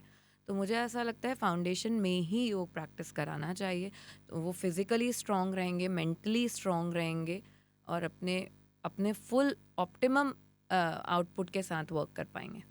बट आजकल के जो पेरेंट्स हैं हम्म। वो बच्चों को एक्स्ट्रा करिकुलर एक्टिविटीज़ में ज़्यादा इन्वॉल्व करना चाहते हैं कि वो कोई स्पोर्ट्स सीख ले, कुछ म्यूज़िकल इंस्ट्रूमेंट सीख ले, बट उनका इस साइड इंटरेस्ट बिल्कुल नहीं रहता कि वो अपने बच्चों को योगा सिखा दें। वही मैं आपको बोलती हूँ ना, योग इज़ जस्ट अ लाइफस्टाइल। और हमने यदि आज से, क्योंकि हम अपने बच्चों के लिए सब कुछ करते हैं, हमने बच्चों को ये लाइफस्टाइल दे दी, तो चाहे फिर वो स्पोर्ट्स में जाएं, चाहे वो इंस्ट्रूमेंट सीखें, वो जो भी करेंगे ना वो बेस्ट करेंगे। बिकॉज वो सीख जाएंगे कि कैसे मुझे अपने फुल पोटेंशियल को यूज़ करना है। तो योग एक लाइफस्टाइल है। आपने यदि अपनी लाइफस्टाइल ऐसी कर ली, बचपन से ही बच्चों को जैसे ब्रश करने की आदत डालते हैं ना हम, ऐसे योग की आदत डाल दी, 15 मिनट करो, 20 मिनट करो, एक लाइफस्टाइल बना दिया कि करना ही है आपको, तो फिर वो चाहे कुछ भी करें वो बेस्ट ही करेंगे। ऐसे 4 योगा जो हर बच्चे को हर दिन करना चाहिए। बच्चे को सबसे फोकस के लिए एक बैलेंसिंग पोज एवरीडे करना चाहिए, बैलेंसिंग पोज से फोकस आएगा। सेकंड, स्ट्रेंथ के लिए एक पोज करना चाहिए एवरीडे, तो एनी धनुरासन जो उसकी स्पाइन पर भी वर्क करे, या फिर एनी पोज जिसमें उसको स्ट्रेंथ पर वो थोड़ा वर्क कर पाए। थर्ड, उसको प्राणायाम एवरी डे करना चाहिए, भले वो अनुलोम विलोम करे, एक बेसिक ब्रीदिंग हैबिट उसकी होनी चाहिए, प्राणायाम करे मन पर कंट्रोल लाने के लिए। एंड फोर्थ, उसको थोड़ी देर बैठ के कुछ चैंटिंग, या यदि वो मेडिटेट करना सीख रहा है तो बहुत अच्छी बात है, अदरवाइज ओम चैंट या भ्रामरी जो चैंट है, नाद योग, उस पर प्रैक्टिस करना चाहिए। तो ये 4 चीज़ यदि वो रेगुलर करते हैं तो वो एक अपने लिए उसने अपना एक कैप्सूल डिज़ाइन कर लिया है जो उसके लाइफ टाइम काम कर सकता है। आपने बोला कि बच्चों को 4 एक्सरसाइज तो करनी चाहिए। आजकल का जो ट्रेंड है, जो मैं देखता हूँ कि जिम में लोग वेट ट्रेनिंग करते हैं अपनी मसल्स को बढ़ाने के लिए, बॉडी को टोन करने के लिए। तो क्या योगा से बच्चे या बड़े अपनी बॉडी को भी टोन कर सकते हैं, मसल्स ऑब्वियसली बढ़ा सकते हैं? जी बिल्कुल। योग में जो हमारे पोजेज होते हैं वो हमारी स्ट्रेंथ पर, फिज़िकल स्ट्रेंथ पर बहुत अच्छे से वर्क करते हैं। मतलब जैसे ये मिथ है एक्चुअली, लोगों को लगता है योग सिर्फ फ्लेक्सिबिलिटी पे वर्क करता है, बिकॉज यूजुअली क्या होता था पहले, पार्क्स में अधिकतर योगा सबसे ज़्यादा डिमॉन्स्ट्रेट होता था। वहाँ पे जो लोग होते थे वो, उन्होंने जो सीखा स्ट्रेचिंग करना नॉर्मल, वो सिखाते रहते थे नॉर्मली, जो जनरल पार्क्स में होता था, तो वो अधिकतर फ्लेक्सिबिलिटी पे ही काम कराते रहते थे, वो ज़्यादा चैलेंजिंग पोजेस नहीं कराते थे। बाकी हमारे बहुत सारे पोजेज हैं, जैसे प्लैंक पोज, वीरभद्रासन, बहुत सारे वारियर पोज। तो ये बहुत सारे पोजेज हैं जो हमारी स्ट्रेंथ पे वर्क करते हैं, ये स्टैटिक होते हैं। जब भी हम कोई चीज़ को होल्ड करके रखते हैं तब हम उस मसल पे वर्क करने लग जाते हैं। जब हम कोई मूवमेंट कर रहे हैं, जैसे कि हम हाथ ऊपर ले जा रहे हैं, वापस ला रहे हैं, ऊपर ले जा रहे हैं, वापस ले जा रहे हैं, ये कंटिन्यूस मूवमेंट कर रहे हैं, तब हम उस एरिया पे सर्कुलेशन में वर्क कर रहे हैं, उस एरिया के सर्कुलेशन में। जैसे कि एक्सरसाइजेज होती है ना जो रेपिटेशन के साथ की जाती हैं, तो वो हम उसके सर्कुलेशन पर वर्क कर रहे हैं। पर जब हम किसी चीज़ को होल्ड करके रख रहे हैं, मतलब हम उसकी स्ट्रेंथ पे वर्क कर रहे हैं। तो योग में ऐसे बहुत सारे पोजेज हैं जिसमें हम स्ट्रेंथ पे वर्क करते हैं और हम अच्छे से मसल गेन कर सकते हैं। ओके। तो जब मैं स्कूल में था तो हमको वहाँ पे सूर्य नमस्कार सिखाया गया था, बट आजकल मैं देखता हूँ कि सूर्य नमस्कार कोई भी नहीं करता है, बहुत रेयरली। जैसे अभी आपने पार्क की बात करी, तो पार्क में भी मैं कभी किसी को नहीं देखता हूँ कि कोई सूर्य नमस्कार कर रहा है। तो ये धीमे धीमे सूर्य नमस्कार ये ट्रेंड से आउट कैसे होता जा रहा है? सूर्य नमस्कार एक्चुअली इसलिए कम हो रहा है, यदि हो रहा है तो उसका रीज़न यही है कि बहुत सारे लोग हैं ना उसको उसमें इंजरीज बहुत होती हैं, ओके। क्योंकि गलत तरीके से भी बहुत करते हैं सूर्य नमस्कार। और जैसे कि सूर्य नमस्कार पहले ऐसा था कि हर कोई कर रहा था, पर ओल्ड एज वालों को उससे बहुत प्रॉब्लम हो रही थी बिकॉज वो प्रॉपर अलाइनमेंट और एंगेजमेंट ऑफ मसल्स के साथ नहीं कर रहे थे। तो फिर धीरे धीरे वो लोग बंद कर देते हैं क्योंकि घुटने प्रॉब्लम करने लग जाते हैं। हम लोगों के एक्चुअली है ना, योग में प्रॉब्लम नहीं है, हम लोग थोड़ा डाइट पर भी इतना वर्क नहीं करते। यदि हम वही एक बैलेंस फूड खाएं, हम थोड़ा प्रोटीन रिच फूड खाएं। देखिए, मसल्स बिल्ड करने के लिए आपको प्रोटीन रिच फूड तो खाना ही पड़ेगा। मैं नहीं कह रही हूँ कि आप वे प्रोटीन पे जाइए, आप ना जाइए या जाइए, मैं ये दोनों चीज़ नहीं बोल रही हूँ, ये आपकी खुद की चॉइस है। लेकिन आपको ये चेक करना ही पड़ेगा कि आप प्रॉपर प्रोटीन खा रहे हैं कि नहीं। आप जितनी एक्सरसाइज कर रहे हैं, आप मसल्स को ब्रेक कर रहे हैं, जैसे आपने सूर्य नमस्कार किया, आपने घुटनों को मोड़ा, आप बार बार ऊपर नीचे हो रहे हैं, 12 राउंड्स आप प्रैक्टिस कर रहे हैं, तो काफ़ी सारे मसल आपके लॉस हो रहे हैं इस टाइम पर यदि आपका खाना उतना अच्छा नहीं है, यदि आप एकदम सिंपल सा खाना खा रहे हैं जिसमें कोई प्रोटीन ज़्यादा है ही नहीं, तो रिकवरी होगी नहीं और धीरे धीरे धीरे धीरे आपके मसल्स वीक होते जाएंगे और आपको जॉइंट में इश्यूज आने लग जाएंगे और आप सोचेंगे कि अब मैं छोड़ दूँ, इससे ही प्रॉब्लम हो रही है। राइट। तो इसीलिए यदि आप प्रॉपर गाइडेंस में करते हैं, कई बार लोगों को जैसे वर्टिगो की प्रॉब्लम है, वो लोग बहुत सूर्य या सर्वाइकल के इश्यूज हैं, तो नी की प्रॉब्लम है, वो लोग सूर्य नमस्कार करते हैं और उनको उसी दिन वर्टिगो हिट करने लग जाता है। नेक का आपने बहुत कंटिन्यूस मूवमेंट किया, क्योंकि सूर्य नमस्कार में आप देख रहे हैं आप नीचे जा रहे हैं, ऊपर आ रहे हैं, नीचे जा रहे हैं, बहुत नेक मूवमेंट है, तो आपको प्रॉब्लम हो जाती है। तो यदि आप किसी एक्सपर्ट के साथ करेंगे या किसी के इंस्ट्रक्शन में करेंगे तो वो आपको ज़रूर समझाएंगे कि आपको क्या पोजीशन। बहुत सारे वेरिएशन है सूर्य नमस्कार के जो हम अपने स्टूडेंट के अकॉर्डिंग ही तुरंत क्रिएट कर देते हैं कि यदि नी में प्रॉब्लम है तो आपको ये पोज को स्किप करके इसकी जगह ये करना है, यदि आपको नेक में प्रॉब्लम है तो आपको ये इतना अप एंड डाउन नहीं करना है। तो आप सूर्य नमस्कार मत रोकिए, आप उसमें थोड़े से मॉडिफिकेशन कीजिए। जब से रामदेव बाबा जी आए हैं तब से प्राणायाम पे बहुत ज़्यादा फोकस करते हैं। वो सबको बोलते हैं प्राणायाम करो प्राणायाम करो, है क्या ये exactly pranayama? Pranayama is control over your breath. आपको अपने ब्रेथ पर कंट्रोल करना सीखना है। नॉर्मली आप कभी भी ऑब्जर्व करके देखिए आप कैसी सांस लेते हैं। आप कैसी सांस लेते हैं? नॉर्मली लोग ऐसे ही लेते हैं कि लंबी सांस ली और छोटी सी सांस छोड़ दी। हमने आपको कहीं भी मैं बोलूँगी कि प्राणायाम करना है, मेरे पास कोई भी नया स्टूडेंट आएगा वो ऐसे लेगा, जैसे कि इस रूम की पूरी ऑक्सीजन आज वो अभी ले लेगा और फिर छोड़ दी। तो ये एक नॉर्मल ब्रीदिंग टेक्निक तो है। फिर ये सांस गई कहाँ जब अंदर हमने इतनी सारी ली हाँ, और बाहर इतनी सी आई थोड़ी तो सी फिर बाकी छोड़ गई दी। कहाँ? वो लॉस्ट है, अंदर ही है वो। तो ओके पूरी तरह आपने एक्सेल ही नहीं किया। ओके तो प्राणायाम हमें यही सिखाता है, कंट्रोल ओवर ब्रेथ। जो ओके हम एक्चुअली प्राणायाम में कुंभक भी आता है जिसमें हम रिटेंशन पर वर्क करते हैं, अपनी ब्रेथ को थोड़ी देर होल्ड भी करते हैं। पर हम नॉर्मल लोगों को रिटेंशन सबको नहीं सिखाते, उनको सिर्फ लेना और छोड़ना इस पर ही इनहेल एंड एक्सेल पे वर्क करते हैं।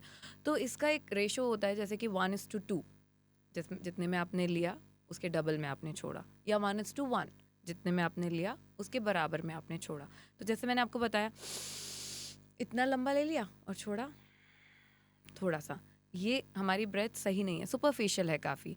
तो हम प्राणायाम में ये जो प्रिंसिपल्स हैं 1:2, 1:2:2 या एक्चुअल होता है 1:4:2, मतलब जितना आपने लिया उसका 4 गुना आपने रोका और उसका डबल आपने छोड़ दिया।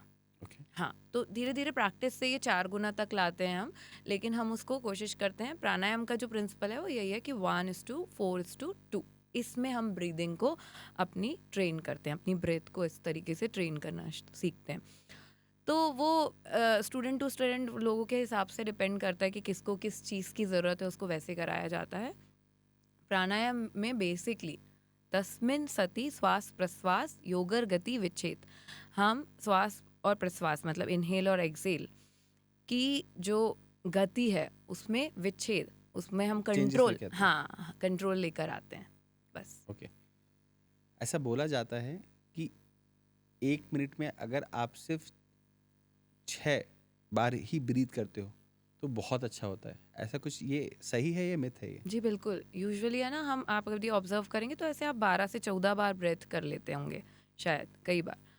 तो आप 6 या 4 बार, यदि जैसे जैसे आप ब्रीदिंग प्रैक्टिस करना शुरू करते हैं, आप प्राणायाम करना शुरू करते हैं ना, अपने आप ऑटोमेटिकली आपकी ब्रेथ अलाइन होने लग जाती है और आप शायद 1 मिनट में सिर्फ 4 ब्रेथ ही लें, तो ये आपकी प्रैक्टिस से आने लग जाता है।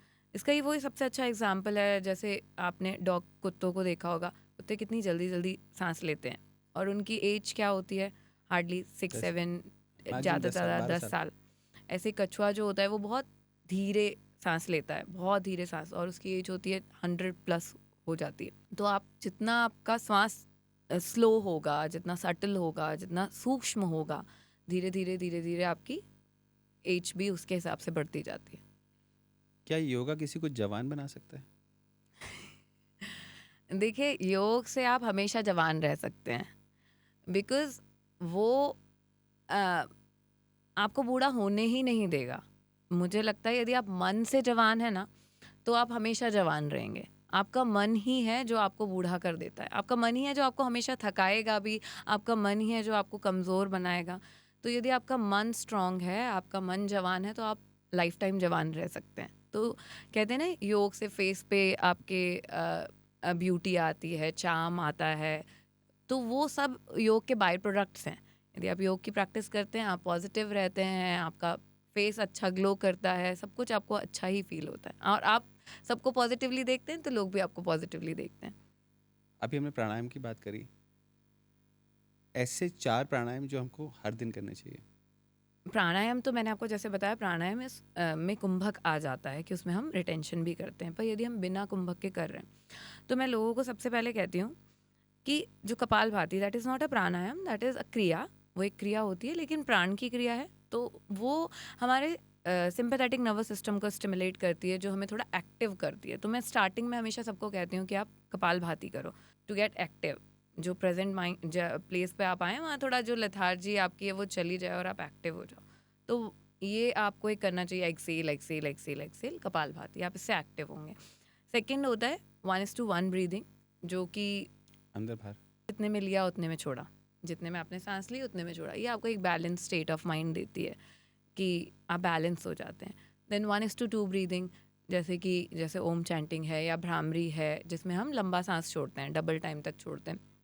ये आपको आपके पैरासिम्पैथेटिक नर्वस सिस्टम को स्टिमुलेट कर देती है, तो ये आपको तुरंत रिलैक्स करने का काम करती है। तो ऐसी ब्रीदिंग आप करिए जिससे आप तुरंत रिलैक्स हो जाएं। ये 3 ब्रीदिंग आप कीजिए। उसके अलावा फिर यदि आपकी प्रैक्टिस अच्छी बढ़ गई है, तो फिर आप एक रिटेंशन को लेकर आइए, आप कुंभक लगाइए, सांस लीजिए, थोड़ा उसको रिटेन कीजिए, अपनी एनर्जी पर वर्क करिए, और फिर उसको एक्सेल करिए। कितनी देर तक सांस रोकना चाहिए हमें? मैंने आपको बताया था ना, जैसे 1:4:2, ये एक आइडल है प्रिंसिपल, कि हमने जितना लिया उसके 4 गुना तक हम रोक सकते हैं, और उसके डबल में हमें छोड़ना है। तो वो 4 गुना आपको पहली बार में ही नहीं करना है। ये इसलिए 4 गुना तो हम बताते ही नहीं है, क्योंकि लोग पहले दिन से ही शुरू कर देते हैं।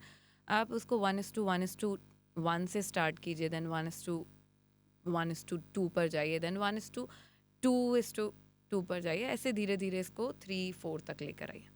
फैट लॉस के लिए सबसे बेस्ट प्राणायाम कौन से हैं? सूर्यभेदी काफ़ी इफ़ेक्टिव है। सूर्यभेदी प्राणायाम जो है, भस्त्रिका, सूर्यभेदी, ये सब हीट जनरेटिंग प्राणायाम है, जो कि हमारी जो पिंगला नाड़ी है, इस सूर्य नाड़ी को स्टिमुलेट कर देते हैं, जिसका काम है हमारी बॉडी में हीट जनरेट करना। तो जैसे कि मैंने आपको बताया था, सिंपैथेटिक नर्वस सिस्टम को स्टिमुलेट करी। तो ये जो प्राणायाम है, जिनसे भी हीट हमारी बॉडी में आ रही है, जैसे कपालभाति भी हीट को काफ़ी बढ़ाता है। तो ऐसी चीज़ों से हम फैट बर्न कर सकते हैं। कई लोग ऐसे होते हैं जो बहुत मोटे होते हैं, जो और कुछ और ज़्यादा कर भी नहीं पाते हैं, तो उनको हम ब्रीदिंग से भी काफ़ी फैट बर्निंग करा सकते हैं। तो मैं सबसे ज़्यादा कहूँगी bhastrika and Suryabhedi, very nice.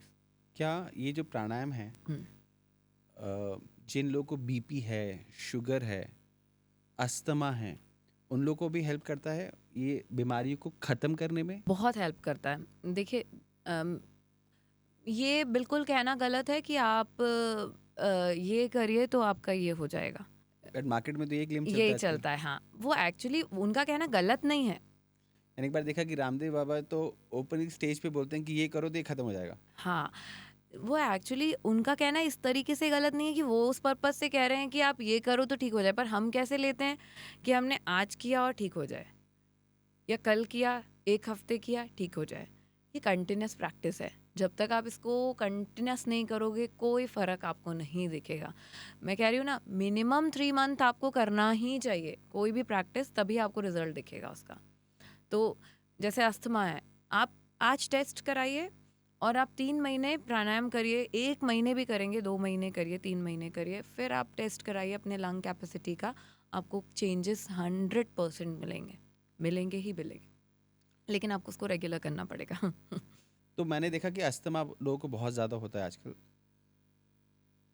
Delhi NCR में कितना ज़्यादा पोल्यूशन है, तो ऐसी 4 एक्सरसाइज जो लोग करके अपना अस्थमा ठीक कर सकते हैं।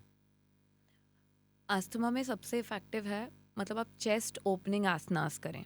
आसनास बहुत मिल जाएंगे आपको जिसमें भी आपके चेस्ट को फुल एक्सपांशन मिल रहा है, ऐसे आसन करें जिससे आपके चेस्ट की ओपनिंग हो, ताकि आपके लंग्स को अच्छे से वर्क करने की स्पेस मिले। जैसे पर्वत आसन है, सीटेड पोज में ही आप जब हाथों को ज्वाइन करके ऊपर लेके जाते हैं, पर्वत आसन एक बहुत अच्छा एग्जाम्पल है इसका, जिसमें आप चेस्ट को पूरा ओपन करते हैं। और भी बहुत सारे पोजेज हैं, जैसे कि कोबरा पोज जो सर्पासन है, भुजंगासन है, इसमें हम अपने चेस्ट को फुल ओपनिंग देते हैं, धनुरासन।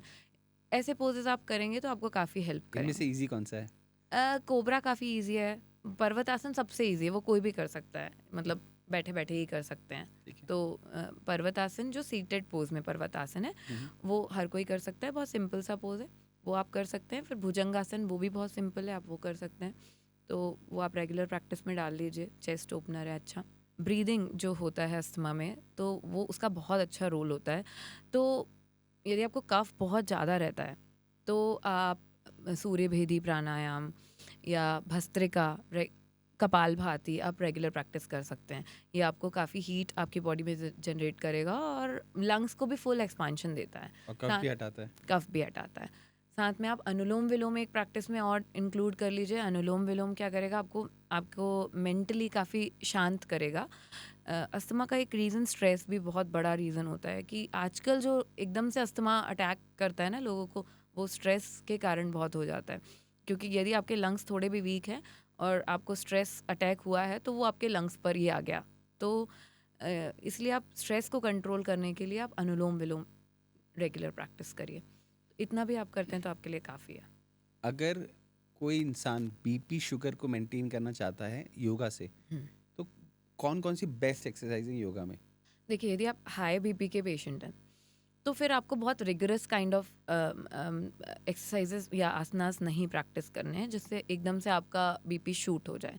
थोड़े ऐसे पोजेस कीजिए जो मतलब आपको शांत करें, आपके माइंड को शांत करें, आपके नर्वस सिस्टम पर वर्क करें, उसको काम करने की कोशिश करें, तो ऐसे पोजेस कीजिए। तो ऐसे वाले जितने भी सिंपल रिलैक्सेशन वाले पोजेस होते हैं, लाइक बालासन, ये सारे पोजेस काफ़ी हेल्पफुल होते हैं। चाइल्ड पोज जिसमें हम सॉरी हैप्पी बेबी पोज जिसमें हम लेट के कर रहे होते हैं, हैप्पी बेबी। इवन कोबरा काफ़ी अच्छा है, सरपासन काफ़ी अच्छा है। बहुत सारे पोजेज हैं जो सिंपल पोजेज हैं जो आप कर सकते हैं, और उसका एक सेट बनाइए। देखिए, करना तो रेगुलर पड़ेगा। जैसे सूर्य नमस्कार अधिकतर हाई बीपी में थोड़ा दिक्कत करता है, तो आप उसमें बस इतना उसमें आप मॉडिफिकेशन कीजिए कि फॉरवर्ड फोल्ड आप कम कर दीजिए। फॉरवर्ड फोल्ड एकदम से ना करिए, और करिए तो उसको थोड़ा सा मॉडिफाई करके कीजिए। लाइक चेयर में बैठ गए, वो चेयर पोज ले आए उसकी जगह, तो उसको थोड़ा मॉडिफाई करिए। फॉरवर्ड फोल्ड आपको नहीं करना है। अदरवाइज आप सारी चीज़ें कर सकते हैं, बस हाई इंटेंसिटी नहीं। जब भी आप थोड़ा ध्यान रखिए, अवेयरनेस रखिए कि फॉरवर्ड फोल्ड से यदि आपको बीपी आपका बढ़ रहा है तो आप उसको अवॉइड कीजिए। ब्रीदिंग पे बहुत वर्क कीजिए, शांत रखने वाले जैसे कि भ्रामरी, अनुलोम विलोम, ये बहुत अच्छे होते हैं आपके बीपी को कंट्रोल करने के लिए। तो ये बहुत अच्छी ब्रीदिंग टेक्निक्स हैं। ऊंचाई ब्रीथ, ये सारी टेक्निक्स बहुत अच्छी हैं, आप इनको प्रैक्टिस कर सकते हैं। क्या इन एक्सरसाइज से शुगर भी कम हो सकती है, रिवर्स हो सकती है? देखिए, शुगर भी एक लाइफस्टाइल डिसीज़ है, वो आपके लाइफस्टाइल से ही आई है। अब पता चला आप खूब योग कर रहे हैं और घर जाके आप खूब भर भर के मीठा खा रहे हैं, तो वो कंट्रोल तो नहीं हो पाएगी। तो आप ये है कि हाँ, पोजेज आपको बहुत हेल्प करेंगे आपके पैंक्रियास को प्रॉपरली वर्क करने के लिए। आपके जो हार्मोन्स का सिक्रेशन है उनको बैलेंस करने में पोजेज आपको, योग आपको बहुत हेल्प करेगा। तो टाइमली यदि आप उसको करना शुरू कर देते हैं और रेगुलर प्रैक्टिस में ले आते हैं, तो वो उस चीज़ को, जैसे अब आप मेडिसिन पर आ गए हैं, तो मैं आपको ये नहीं कह रही हूँ कि वो रिवर्स कर देगा और आप मेडिसिन खाना छोड़ दीजिए। वो रिवर्स नहीं करेगा, वो आपकी लाइफस्टाइल को इम्प्रूव कर देगा। जो वर्स कंडीशन पे आप धीरे धीरे आने लग जाएंगे, उससे और जल्दी वो आपको पहले ले आएगा, थोड़ी अच्छी कंडीशन में ले आएगा। तो आपका कहना है कि अगर कोई मेडिसिन खा रहा है तो उसको मेडिसिन बंद नहीं करनी है योगा में? मैं ये कह रही हूँ, या तो देखिए आप अर्ली डायग्नोस कीजिए यदि आपको फील होने लगा है कि आपने बहुत समय से आपकी लाइफस्टाइल ख़राब चल रही है, तो आप पहले ही योग ज्वाइन कर लीजिए और अब उन सब चीज़ों पे वर्क कीजिए, अपनी लाइफस्टाइल को सुधारिए। जैसे कि मेरे पास थायराइड के कई पेशेंट आते हैं जिनका अभी अभी थायराइड डायग्नोज हुआ है, तो उनका मैंने कईयों का रिवर्स किया है, बहुत ईजिली रिवर्स हो जाता है। पर अब सपोज जो बीपी की मेडिसिन पूरे 10-15 सालों से 10 सालों से खाए जा रहे हैं, मतलब उन्होंने तो अपनी उनकी लाइफस्टाइल ऐसी ही चली आ रही थी ना। अब यदि वो सोचे कि 1 महीना योग करके वो बीपी की गोली छोड़ दें, तो वो तो बहुत रिस्की है उनके लिए, वो उन्हें बिल्कुल नहीं करना। हाँ, यदि आप शुरू से कर रहे होते योग प्रैक्टिस, तो शायद आपको बीपी की मेडिसिन की ज़रूरत ही नहीं पड़ती। और फिर भी आप लॉन्ग टाइम तक प्रैक्टिस कर करके हो सकता है वो आप ख़राब कंडीशन से पहले वाली कंडीशन में ही रहेंगे, थोड़ा सा रिवर्स हो जाएगा। थोड़ा रिवर्स हो जाएगा। पूरा रिवर्स तो मैं बिल्कुल नहीं कहूँगी कि ये करने से ये हो जाता है। आजकल बहुत सारी जो फीमेल्स हैं जो घर पे ही रहती हैं, उनका योग करना इतना इजी नहीं हो पाता है क्योंकि उनको घर के काम बहुत सारे होते हैं। इनफैक्ट कुछ फीमेल्स को ये भी लगता है कि क्योंकि हम घर के काम कर रहे हैं, जैसे कि हम घर के झाड़ू पोछा बर्तन कर रहे हैं, तो पोछा लगाना itself is a sort of yoga, तो हमको इन सब करने की ज़रूरत नहीं है। मैंने ऐसे भी फीमेल्स को देखा है जो कि घर के काम कर रही हैं पर उसके बाद भी बहुत ज़्यादा फैट है बॉडी में, स्पेशली टमी साइड में बहुत ज़्यादा फैट आ जाता है। तो क्या घर की ये एक्सरसाइजेस योगा को रिप्लेस कर सकती हैं? क्योंकि बोला जाता था पहले कि प्रेगनेंसी में आपको बहुत ज़्यादा पोछा लगाना चाहिए, आपको ईज हो जाएगा उससे, आप बहुत ज़्यादा पुट ऑन नहीं करोगे। तो क्या ये सही है? देखिए, एक्चुअली डिपेंड करता है पॉस्चर पर, कि आप किस पॉस्चर में रह के कैसे कर रहे हैं। आपने सुना कि पोछा लगाना चाहिए, पता चला आप बिल्कुल अजीब से पॉस्चर में, जैसे आपको कंफर्ट लग रहा है, जैसे आपकी स्पाइन को कंफर्ट लग रहा है, आप उस पॉस्चर में बैठ के पोछा लगा रहे हो, तो उससे आपको कोई फ़ायदा तो होगा ही नहीं। हाँ, आपके पैरों के मसल्स थोड़े आप कह सकते हैं स्ट्रॉन्ग हो रहे हैं, लेकिन उसमें भी हो सकता है कि आपकी नी की पोजीशनिंग आप ऐसे रख रहे हैं कि यदि मान लो आपका नी जॉइंट थोड़ा वीक हो रहा है, क्योंकि डाइट, मैंने आपको बोला बार बार कि लोग डाइट पे इतना कोई ध्यान नहीं देते, तो यदि आपका नी का मसल वीक हो रहा है तो वो और डैमेज हो जाएगा। और ऐसे ही लोग जैसे झाड़ू लगा रहे हैं, कमर की जो बैक की पोजीशन है वो और उन्होंने बैंड कर रखी है, और वो भी रॉन्ग तरीके से बैंड कर रखी है, जिससे कि उनको हो सकता है कि स्पॉन्डिलाइटिस की प्रॉब्लम होने लगे, बैक में इश्यूज आने लग जाएं। तो यही एक्चुअली होता है सभी लेडीज़ में। इवन मैं अपनी मेड को भी देखती हूँ, बैक दुख रही है, ये हो रहा है, वो हो रहा है, क्योंकि पॉस्चर सही नहीं है।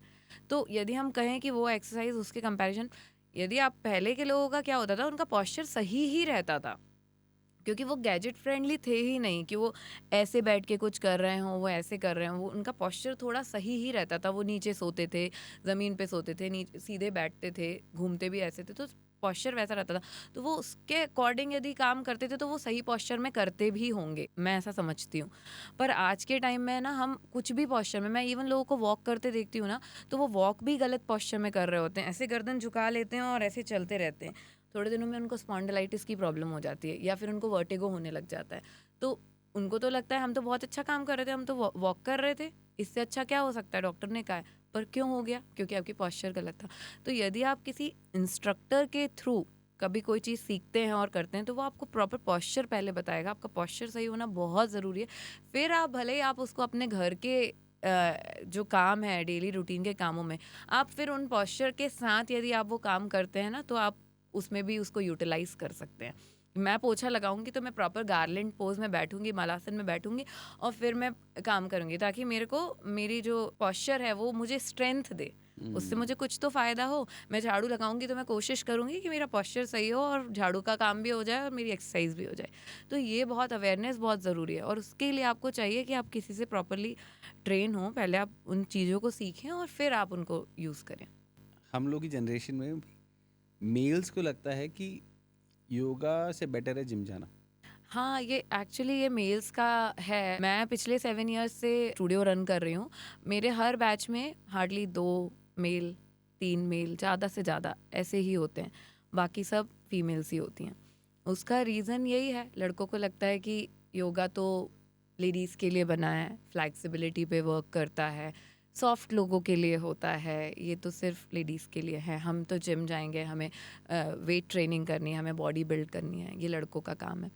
बट मैं आपको ट्रूली बताऊं तो योग मेल्स के लिए जितना इम्पॉर्टेंट है, जितना फीमेल्स के लिए इम्पॉर्टेंट है, उतना ही मेल्स के लिए इम्पॉर्टेंट है, बहुत ज़्यादा। और आज के टाइम में तो बहुत ही ज़्यादा, बिकॉज जो वर्कलोड है, स्ट्रेस है, आपका स्ट्रेस को मैनेज करने के लिए योग बहुत हेल्पफुल है।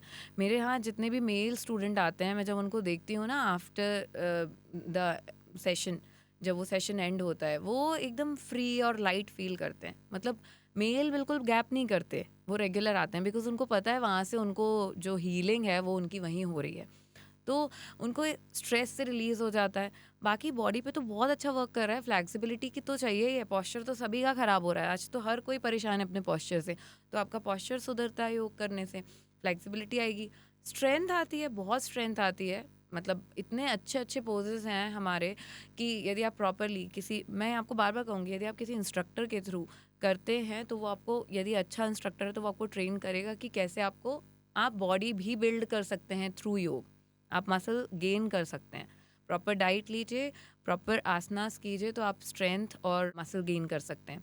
और मेंटल रिलैक्सेशन मिला। इसके बाद दूसरी आज की जो प्रॉब्लम है सबसे बड़ी, एडिक्शन। बहुत सारी चीज़ों के एडिक्शन होते जा रहे हैं बिकॉज ऑफ स्ट्रेस। लोग एडिक्शन की तरफ जा रहे हैं, स्मोकिंग। स्मोकिंग कर रहे हैं, ड्रिंक कर रहे हैं, बिकॉज उनको लगता है कि यही एक सॉल्यूशन है कि थॉट्स को कंट्रोल करना है इसके थ्रू और फिर हम सो जाएंगे।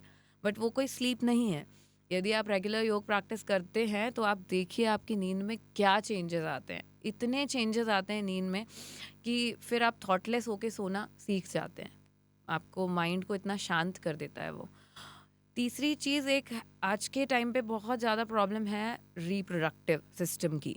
तो मैं जो जनरली देख रहा हूँ आजकल कि मेल्स में भी बहुत ज़्यादा स्पर्म काउंट का प्रॉब्लम होता है, और फीमेल्स में भी इनफर्टिलिटी बहुत ज़्यादा बढ़ती जा रही है।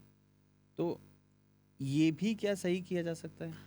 बहुत हद तक, मतलब आपकी फर्टिलिटी को इंक्रीज़ किया जा सकता है, आपके रिप्रोडक्टिव सिस्टम को स्ट्रॉन्ग किया जा सकता है। हमें बहुत सारे आसनास हैं जो कि हमारे पेल्विक फ्लोर पर बहुत अच्छा इफेक्ट, उसकी स्ट्रेंथनिंग पर वर्क करते हैं। बहुत सारे प्रोसेस, जैसे मैंने अभी आपसे बताया था, झाड़ू पोछा करते हुए ही मैं गार्लैंड पोज में, मालासन में बैठूंगी। गार्लैंड पोज में बहुत सारे वेरिएशंस भी हैं जो कि हमारे लोअर बॉडी में, जो कि हमारा पेल्विक एरिया है, उस एरिया में ब्लड फ्लो को बढ़ाते हैं, वहाँ उसकी मसल्स की स्ट्रेंथ पर वर्क करते हैं।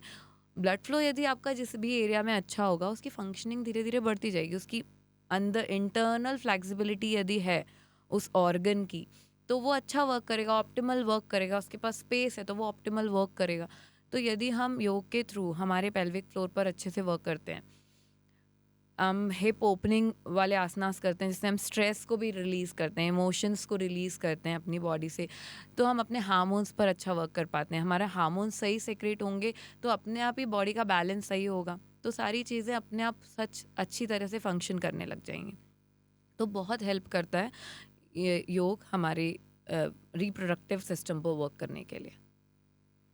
प्रोस्टेट जैसे बहुत कॉमन प्रॉब्लम है, हमारे योग में ना हम बंधास पे वर्क करते हैं। बंध जो होते हैं, लॉक्स, लॉक्स मतलब किसी एक एरिया पर कॉन्ट्रैक्शन किया जाता है, मसल कॉन्ट्रैक्शन किया जाता है। वैसे बेसिकली हमारे 4 बंध होते हैं, पर जैसे कि मूलाधार बंध, जो मूल बंध है, जो कि हमारे मूलाधार, जो मूल क्षेत्र, रूट एरिया है हमारा, पेल्विक एरिया जो है, उसको कॉन्ट्रैक्ट करता है और उस पर हम एनर्जी को लॉक करते हैं। ये जो है हमारे उस एरिया को बहुत ही एनर्जाइज करता है, उसकी जो क्षमता है उसको बहुत बढ़ा देता है। तो योग में ऐसी बहुत सारी चीज़ें हैं जिससे हम अपने ओवरऑल बॉडी पर वर्क कर सकते हैं, ओके। कि उसकी कैपेसिटी को बढ़ा सकते हैं। क्या प्रेगनेंसी में योगा करना चाहिए? प्रेगनेंसी के लिए योग एक प्रॉपर मॉड्यूल के थ्रू डिज़ाइन किया जाता है। हर ट्राइमेस्टर के लिए हम स्पेसिफिक आसनास कराते हैं, जैसे फर्स्ट ट्राइमेस्टर में हमें क्या कराना है, सेकंड ट्राइमेस्टर में क्या कराना है, थर्ड, और ये पर्सन टू पर्सन भी डिपेंड करता है, क्योंकि सबकी अलग अलग हेल्थ कंडीशन होती है। क्योंकि कई बार ऐसे लोग होते हैं जिन्होंने पहले कभी कुछ किया ही नहीं होता है, तो यदि हम उनको एकदम से बटरफ्लाई कराने लग जाएं, या वही जैसे पोछे वाली पोजीशन है, गार्लैंड पोज है, उसमें बैठा दें, तो उनको प्रॉब्लम और बढ़ जाएगी। तो वो उनकी कंडीशन के अकॉर्डिंग ही प्लान किया जाता है। तो मैं इसके लिए तो स्पेसिफिकली कहूँगी कि आप कभी भी ये सारी चीज़ें तो वीडियो देख के मत किया करिए, क्योंकि वो आपकी कंडीशन है। आप इसको किसी प्रॉपर इंस्ट्रक्टर के थ्रू ही करिए। देखिए, आप डॉक्टर के पास जाते हैं ना, आजकल डॉक्टर्स क्या होता है, आप डॉक्टर से पूछेंगे कि मैं प्रेग्नेंट हूँ, क्या मैं योगा कर सकती हूँ, डॉक्टर मना कर देंगे, नहीं नहीं आप रहने दीजिए, बिकॉज उनको लगता है कि पता चला कुछ और करा के आ गए कहीं से भी खुद से, क्योंकि लोग अधिकतर यूट्यूब ही देख देख के करते हैं। उनको लगता है कुछ भी करके आ गए और पता चला और प्रॉब्लम हो गई, तो वो मना ही कर देते हैं। DIY टाइप करने लग जाते हैं, डू हाँ, इट तो योरसेल्फ। ये सारी चीज़ें उस समय नहीं करनी है। आप भैया किसी प्रोफेशनल से पूछिए, वो आपको प्रॉपरली तीनों ट्राइमेस्टर के लिए डिज़ाइंड होता है फॉर्मेट, वो उसके अकॉर्डिंग और आपकी क्षमता के अनुसार वो आपको कराएगा, तो उसके हिसाब से करिए, तो बहुत अच्छे रिजल्ट्स आएंगे आपके, क्योंकि उस समय हम जितना ज़्यादा हमारी थॉट में फ्लक्चुएशन होता है, उस समय यदि हमारे माइंड को कोई कंट्रोल करना सिखाए, हमें हमें मेंटल स्ट्रेस से हमें को रिलीज़ करना करवाए, तो हमें जितना अच्छा उस समय फील हो सकता है, वो हमारे बच्चे के लिए बहुत हेल्पफुल है, बहुत हेल्पफुल है। तो करना तो चाहिए। प्रीनेटल योगा जो है वो बहुत ही अच्छा है, करना चाहिए, क्योंकि आजकल छोटे छोटे बच्चे ऑटिस्टिक हो रहे हैं, वो उसका रीज़न पेरेंट्स की मेंटल हेल्थ है। पेरेंट्स की मेंटल हेल्थ ना होने अच्छी होने के कारण बच्चे की हेल्थ पर इफ़ेक्ट आ जाता है। तो यदि आप इवन आप कंसीव करने से पहले भी हस्बैंड वाइफ दोनों एटलीस्ट 6 मंथ 5 मंथ आप योग प्रैक्टिस कीजिए, डिटॉक्स कीजिए अपनी बॉडी को, अपने माइंड को अच्छा रखिए, और फिर आप कंसीव कीजिए, और फिर आप प्रीनेटल योगा भी कीजिए। देखिए आपको कितना फ़ायदा होने वाला है फिर। आपने इतनी सारी बात करी इंस्ट्रक्टर्स के बारे में, बट मैं जो देखता हूँ हमारी सोसाइटी में भी ऐसा होता है कि एक कोई इंसान आता है, वो योगा सिखाता है सबको, और पूरी सोसाइटी वालों को ये लगने लग जाता है कि ही इज़ द वन जिसको योगा की बहुत नॉलेज है। इन द सिमिलर वे, जैसे अभी आपने थोड़ी देर पहले भी बात करी कि पार्क में, हम्म, जो पब्लिक पार्क होते हैं, वहाँ पे लोग पहले एक करता है योगा, फिर दो करते हैं, ऐसे करते करते वहाँ पे भी खूब सारे लोगों का जमावड़ा बन जाता है। और क्योंकि उन लोगों को प्रॉपर योगा के बारे में मालूम नहीं है, उन्होंने शायद सिर्फ एक रामदेव बाबा जी का कैंप अटेंड कर लिया और उनको लगता है कि नहीं, I am the yoga master. तो ऐसे में एक आम इंसान कैसे पता करे कि ये एक अच्छा इंस्ट्रक्टर है और मुझे इससे सीखना चाहिए? देखिए ये एक्चुअली है ना, आप जब तक किसी ट्रेनर से सीखेंगे, उसको आप एक्सपीरियंस करेंगे, तभी आप समझ पाएंगे, आप उससे क्वेश्चंस करेंगे। क्योंकि आजकल मार्केट में आप जैसे कह रहे हैं, आप इंस्टा पे भी देखते होंगे कि सर्टिफिकेशन ऑफ योगा, 15 दिन में आप सर्टिफाइड योगा टीचर बन जाएंगे, 1 महीने में आप सर्टिफाइड योगा टीचर बन जाएंगे। आप बन जाएंगे, वो आपको सिखा देंगे, आपको बता देंगे बेसिक्स जो कि हर जगह अवेलेबल हैं। लेकिन जैसे एक डॉक्टर होता है, वो प्रैक्टिस कर करके जब वो डिफरेंट डिफरेंट चीज़ें लेता है, जैसे उसने ये डिसीज़ ली, इस पर वर्क किया, इस पर वर्क किया, वो धीरे धीरे एक्सपर्ट होता जाता है उस चीज़ में, उसको समझ में आने लग जाता है कि हाँ, ये चीज़ इसमें नहीं करना है, मतलब नहीं करना है। तो एक्सपीरियंस बहुत इंपॉर्टेंट होता है।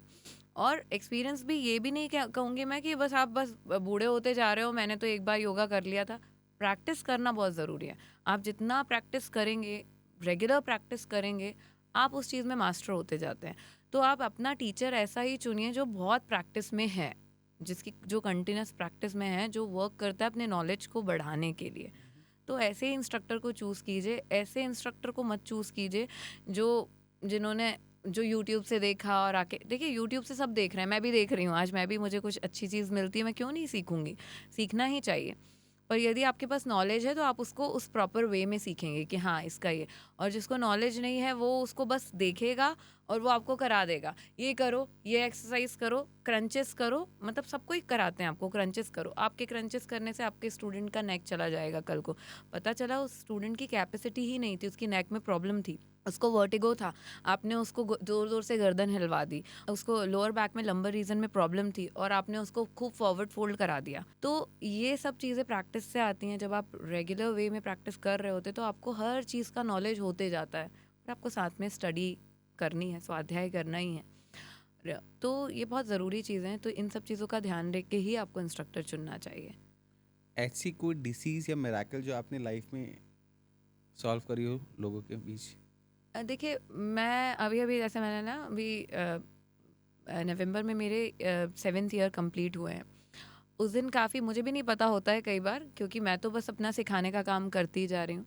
बहुत सारे स्टूडेंट्स जो मेरे इतने सालों से हूँ तो काफ़ी स्टूडेंट, तो उस दिन मैंने अपने पुराने नए सब स्टूडेंट्स को इनवाइट किया था सेलिब्रेशन के लिए। तो बहुत सारे स्टूडेंट आए और वो ऐसी ऐसी बातें कह रहे थे कि ये मेरा ठीक हो गया, एकता की रोते रोते भी बोल रहे थे कई लोग। तो मुझे उस दिन फील हुआ कि हाँ, सीरियसली इट्स वेरी इफेक्टिव और वर्क करता है। जैसे मैंने अपने एक पुराने पॉडकास्ट में भी एक बार बोला था कि मेरी एक वो मुझे क्योंकि याद रहता है, वो मेरी एक स्टूडेंट थी, वो प्रेग्नेंट थी और कोविड के बाद उनकी कंडीशन बहुत ख़राब हो गई थी।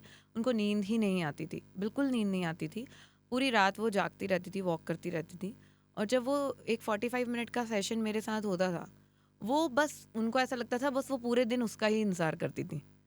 तो वो मुझे काफ़ी छुआ वो, मतलब मुझे भी ऐसा लगता था, कोविड चल रहा था, फिर भी मैं उनके घर जाती थी और मैं उनको रोज़ समझाती थी कि प्लीज़ आप ऑनलाइन कर लो, क्योंकि हम लोग बहुत अच्छे कैरियर होते हैं क्योंकि हमारी इम्यूनिटी काफ़ी अच्छी होती है और पता नहीं मैं कहाँ से कोविड ले आऊँ और आपको लग जाए या कुछ हो जाए। तो मैं सोचती हूँ कि आप फिज़िकली मत करो, आप ऑनलाइन कर लो। लेकिन बस उनके उस चीज़ के कारण, क्योंकि उनको रहते ही नहीं बनता था, वो मेंटली इतना फ्री फील करती थी और मैं उनको कोई आसन नहीं करा रही थी, मैं उनको सिर्फ मेंटल रिलैक्सेशन पे वर्क करा रही थी। और उनको इतना अच्छा लगता था कि उनको ऐसा लगता था इससे मेरा ये 9 मंथ कैसे भी करके कट जाए। ओके। तो वो मुझे काफ़ी टची था। बाकी बहुत सारा, मतलब छोटे बच्चों को भी मैं कराती हूँ तो उनके अंदर जो इम्प्रूवमेंट होते हैं, बहुत मुझे फ़र्क पड़ता है। उनके पेरेंट्स जैसे मुझे बताते हैं, बहुत हाइपर बच्चे होते हैं और वो यदि थोड़े से कंट्रोल होना सीखने लग जाएं। मैंने अभी अभी एक बच्चे को देखा, वो इतना बोलता था, मतलब डे 1 पर मुझे उसको वो 1 आवर की क्लास में बिठाना मुश्किल था। वो कंटिन्यूस आंटी, एकता आंटी ये, एकता आंटी ये। और अब वो इतना अच्छा मेडिटेट कर रहा है, यू डोंट बिलीव, अभी सिर्फ 1 महीना हुआ है मेडिटेशन में उसने इतना इम्प्रूवमेंट किया और वो सिर्फ 7 इयर्स का है और इतना अच्छा मेडिटेट कर रहा है कि मुझे ऐसा लग रहा है wow, how effective it is. Hmm. आजकल की फीमेल्स में जो कि वर्किंग प्रोफेशनल्स भी हैं बहुत, उनका एक सबसे बड़ा चैलेंज होता है कि जब भी उनके मेंसेस होते हैं बहुत ज़्यादा पेन होता है, और स्पेशली वो ऑफिस में रहते हैं तो वो स्थिति और ज़्यादा ख़राब हो जाती है, क्योंकि उनको काम भी करना है और जो पेन है वो तो बेयर करना ही है, राइट? तो ऐसे कौन से योगा आसन्स हैं या ऐसे कौन से योगा है जो वो लोग कर सकते हैं? देखिए, पीरियड्स के टाइम जो हमारी एनर्जी है, जो अपान ऊर्जा है, वो काफ़ी एक्टिव होती है। अपान ऊर्जा जो कि एक्सक्रीशन का काम करती है, वो एक्टिव होती है। यदि हम ऐसे पोजेस करें जो हमारी अपान ऊर्जा को ही हेल्प करे, उसको ही हेल्प करे और उसके एक्टिवेशन में, उसको प्रॉपरली एक्टिवेट करने में, तो वो काफ़ी हेल्प करते हैं। जैसे कि मलासन मैंने आपको बताया, गार्लिन पोज, या जितने भी हिप्स स्ट्रेच कराने वाले या उस एरिया में रिलैक्स कराने वाले, बैक को स्ट्रेच कराने वाले ऐसे पोजेस हैं जो लोअर बॉडी से रिलेटेड है। ऐसे पोजेस हम करते हैं तो काफ़ी इजी आपका पीरियड हो सकता है। साथ में उस टाइम पे क्या होता है, हार्मोनल चेंजेस चल रहे होते हैं, बहुत ही मूड स्विंग्स हो रहे होते हैं। तो यदि हम थोड़ा ब्रीदिंग पे वर्क करें, थोड़ा ब्रीदिंग करें, जैसे भ्रामरी ब्रीदिंग, क्योंकि क्या होता है ना, उस समय इतना चिड़चिड़ापन होता है कि हमें ज़्यादा कुछ करने का मन भी नहीं करता। राइट। चाइल्ड पोज एक बहुत अच्छा पोज है जिसमें आपने पिलो लगाया और चाइल्ड पोज में थोड़ी देर लेट गए, तो वो आपको काफ़ी रिलैक्स करेगा। इसके अलावा जैसे भ्रामरी ब्रीदिंग है, भ्रामरी में क्या होता है ना, साउंड के कारण आप थोड़ा सा दूसरी चीज़ों से डिस्ट्रैक्ट होते हैं, उस पेन से थोड़ी देर के लिए हटते हैं और ये आपके अंदर आपके पैरासिम्पैथेटिक नर्वस सिस्टम को स्टिमुलेट कर देती है, तो आपको शांत और रिलैक्स कर देती है। और वही आपके अंदर कार्टिसोल के लेवल को कम कर देती है, सेरोटोनिन के लेवल को बढ़ाती है, तो आपको थोड़ा अच्छा फील होने लग जाता है। तो इस तरीके से भ्रामरी प्राणायाम जैसे आपने किया, ये आपको हेल्प करेगा। ओम चैंटिंग कर सकते हैं तो वो कर लीजिए, काफ़ी हेल्प करता है ये। और आसनास ऐसे जो कि पेल्विक फ्लोर पर थोड़ा अच्छा इफेक्ट दें। ओके।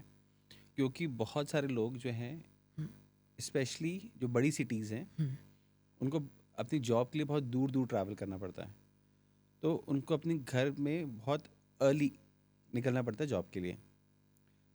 तो ऐसे में क्या योग शाम को कर सकते हैं या रात के समय कर सकते हैं?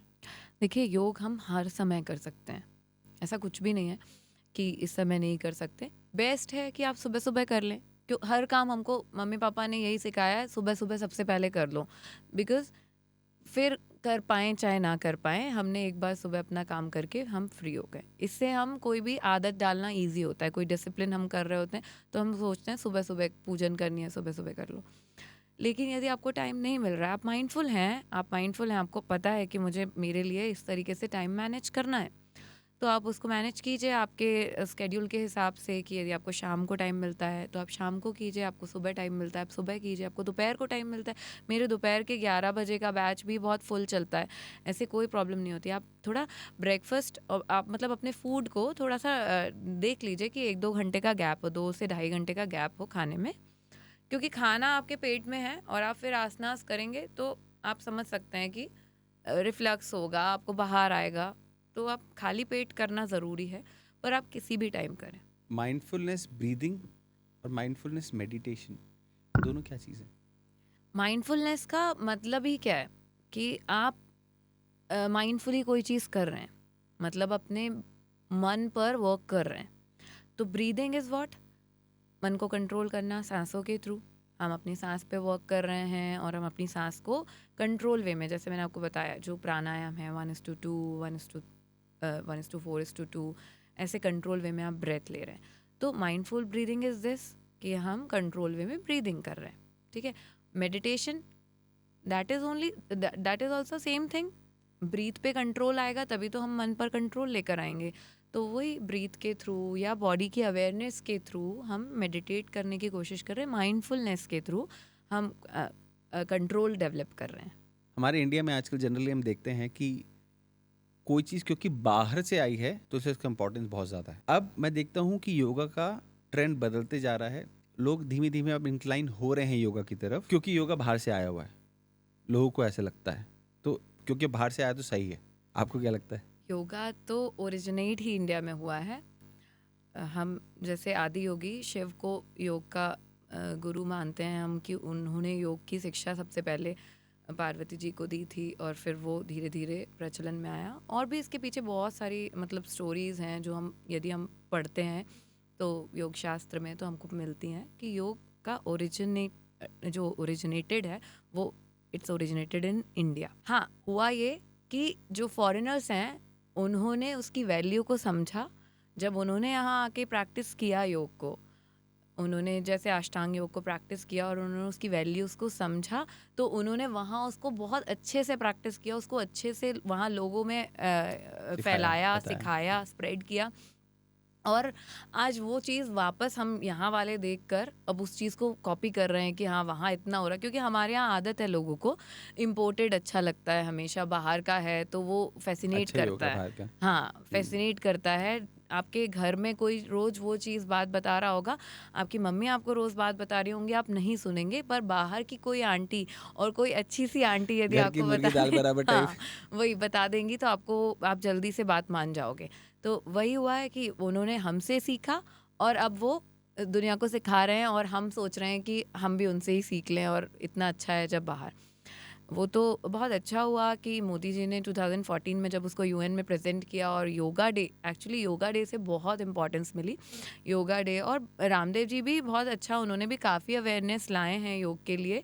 तो बहुत सारे लोगों ने फिर इसकी अवेयरनेस को बढ़ाया हमारे इंडिया में, और अब आज हर कोई एक्चुअली समझ रहा है। एक्चुअली है ना, योग लोग करके देखना ही नहीं चाहते हैं, और योग बिना करे कुछ है ही नहीं। जब तक आप इसको एक्सपीरियंस नहीं टेस्ट नहीं करोगे, करोगे उसको तब तक समझ में नहीं आपको आएगा। समझ ही नहीं आएगा कि योग क्या है।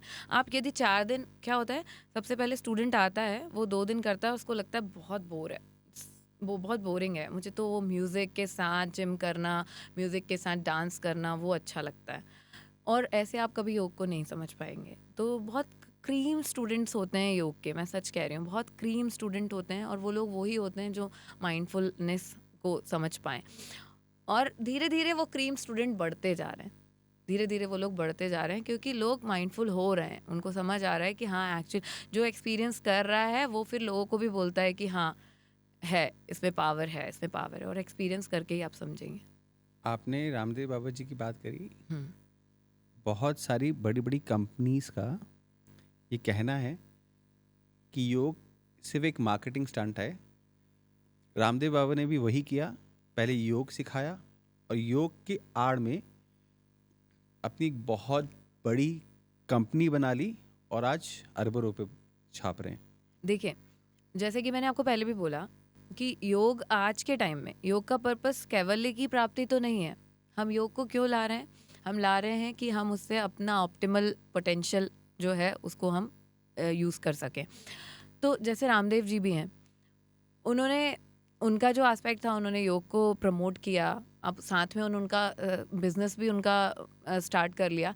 तो मतलब सबका पर्पस एक ही है ना, अर्निंग। मतलब हम आज क्यों इस लाइफ जो हमारा अभी ये जो लाइफ है इसमें हम सब पैसा कमाना तो सबका ही है उद्देश्य।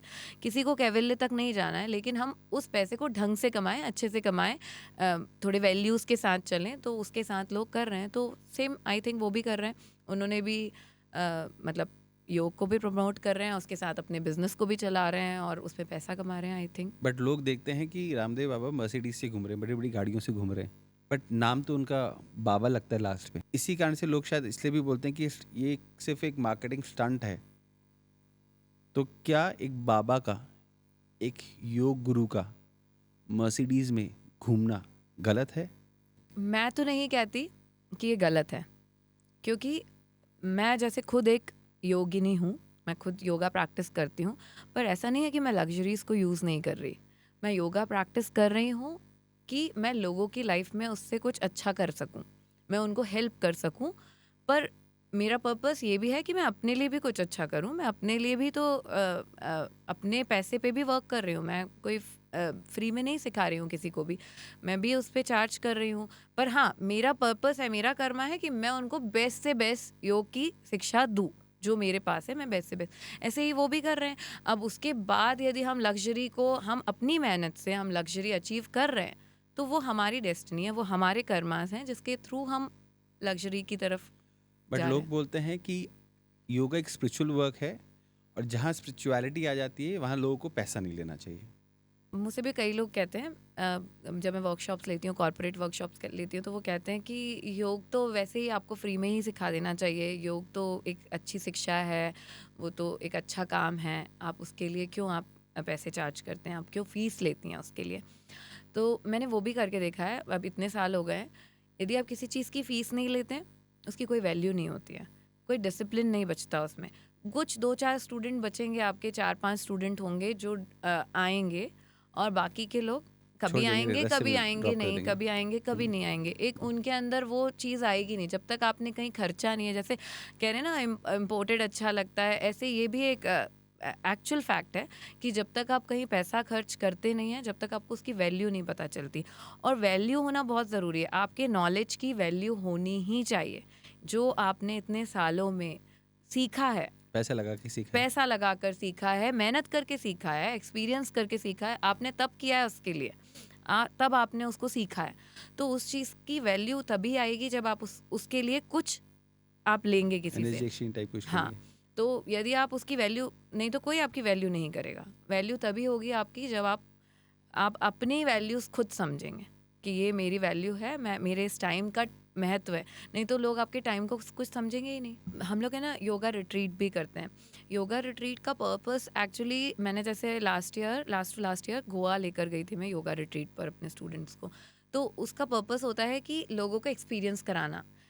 ऐसे लोग नहीं आते कई बार, तो उसमें जैसे फैमिली भी आई, और जब वो आए एक रिट्रीट में आए, तो उन्होंने उस पूरे माहौल को, उस एम्बियंस को समझा, वहाँ पे प्रैक्टिस किया। दिन में 2 बार सेशन हो रहे हैं, फिर लेक्चर्स भी हो रहे हैं। तो वो जब समझ रहे हैं, उसको एक्सपीरियंस कर रहे हैं, उस माहौल में रह रहे हैं, तो वो एक्चुअली उसकी वैल्यूज़ को समझते हैं। और जैसे मैंने आपको बताया ना, पैसा, जब पैसा कहीं खर्चते हैं हम, तो हमें उस चीज़ की वैल्यू हो जाती है और हम वहाँ समझ जाते हैं कि क्या हमने पैसा सही खर्चा कि नहीं। तो जब वो पैसा देके किसी रिट्रीट में आते हैं, तो वो उसकी पूरी जो जितना भी उसका कंटेंट निकाल सकते हैं वो उसका यूज़ कर लेते हैं। आप हर साल रिट्रीट करते हैं?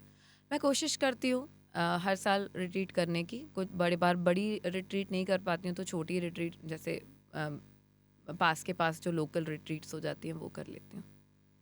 ओके, कैसा था आज का एक्सपीरियंस आपका पॉडकास्ट का? मुझे तो बहुत अच्छा लगा। मैंने कोशिश की, जो आपके क्वेश्चंस थे उनको मैं आंसर कर पाऊँ, जितना मैं आपको अपना नॉलेज शेयर कर पाऊँ। अब मुझे लगता है आपको भी अच्छा लगा होगा। 100% बहुत अच्छा लगा। बहुत इंसाइट्स थे जितना भी हमारा डिस्कशन हुआ उसमें आपने बहुत सारी ऐसी बातें बताई जो कि मुझे लगता है कि जितने भी पॉडकास्ट व्यूअर्स हैं उनके लिए बहुत ज़्यादा यूज़फुल हो सकता है। जैसे कि हमने अस्थमा के ऊपर बातें करी, प्रेगनेंसी के ऊपर बातें करी, फीमेल्स से रिलेटेड बहुत सारे जो इश्यूज़ होते हैं उनके ऊपर हमने बात करी, मिथ्स के ऊपर बात करी। तो ये जो इंसाइट है मुझे लगता है बहुत ज़्यादा लोगों को कहीं ना कहीं हेल्प करेगा। And I thank you so much, आप अपना टाइम निकाल के इतना दूर आई, हमारे साथ पॉडकास्ट किया।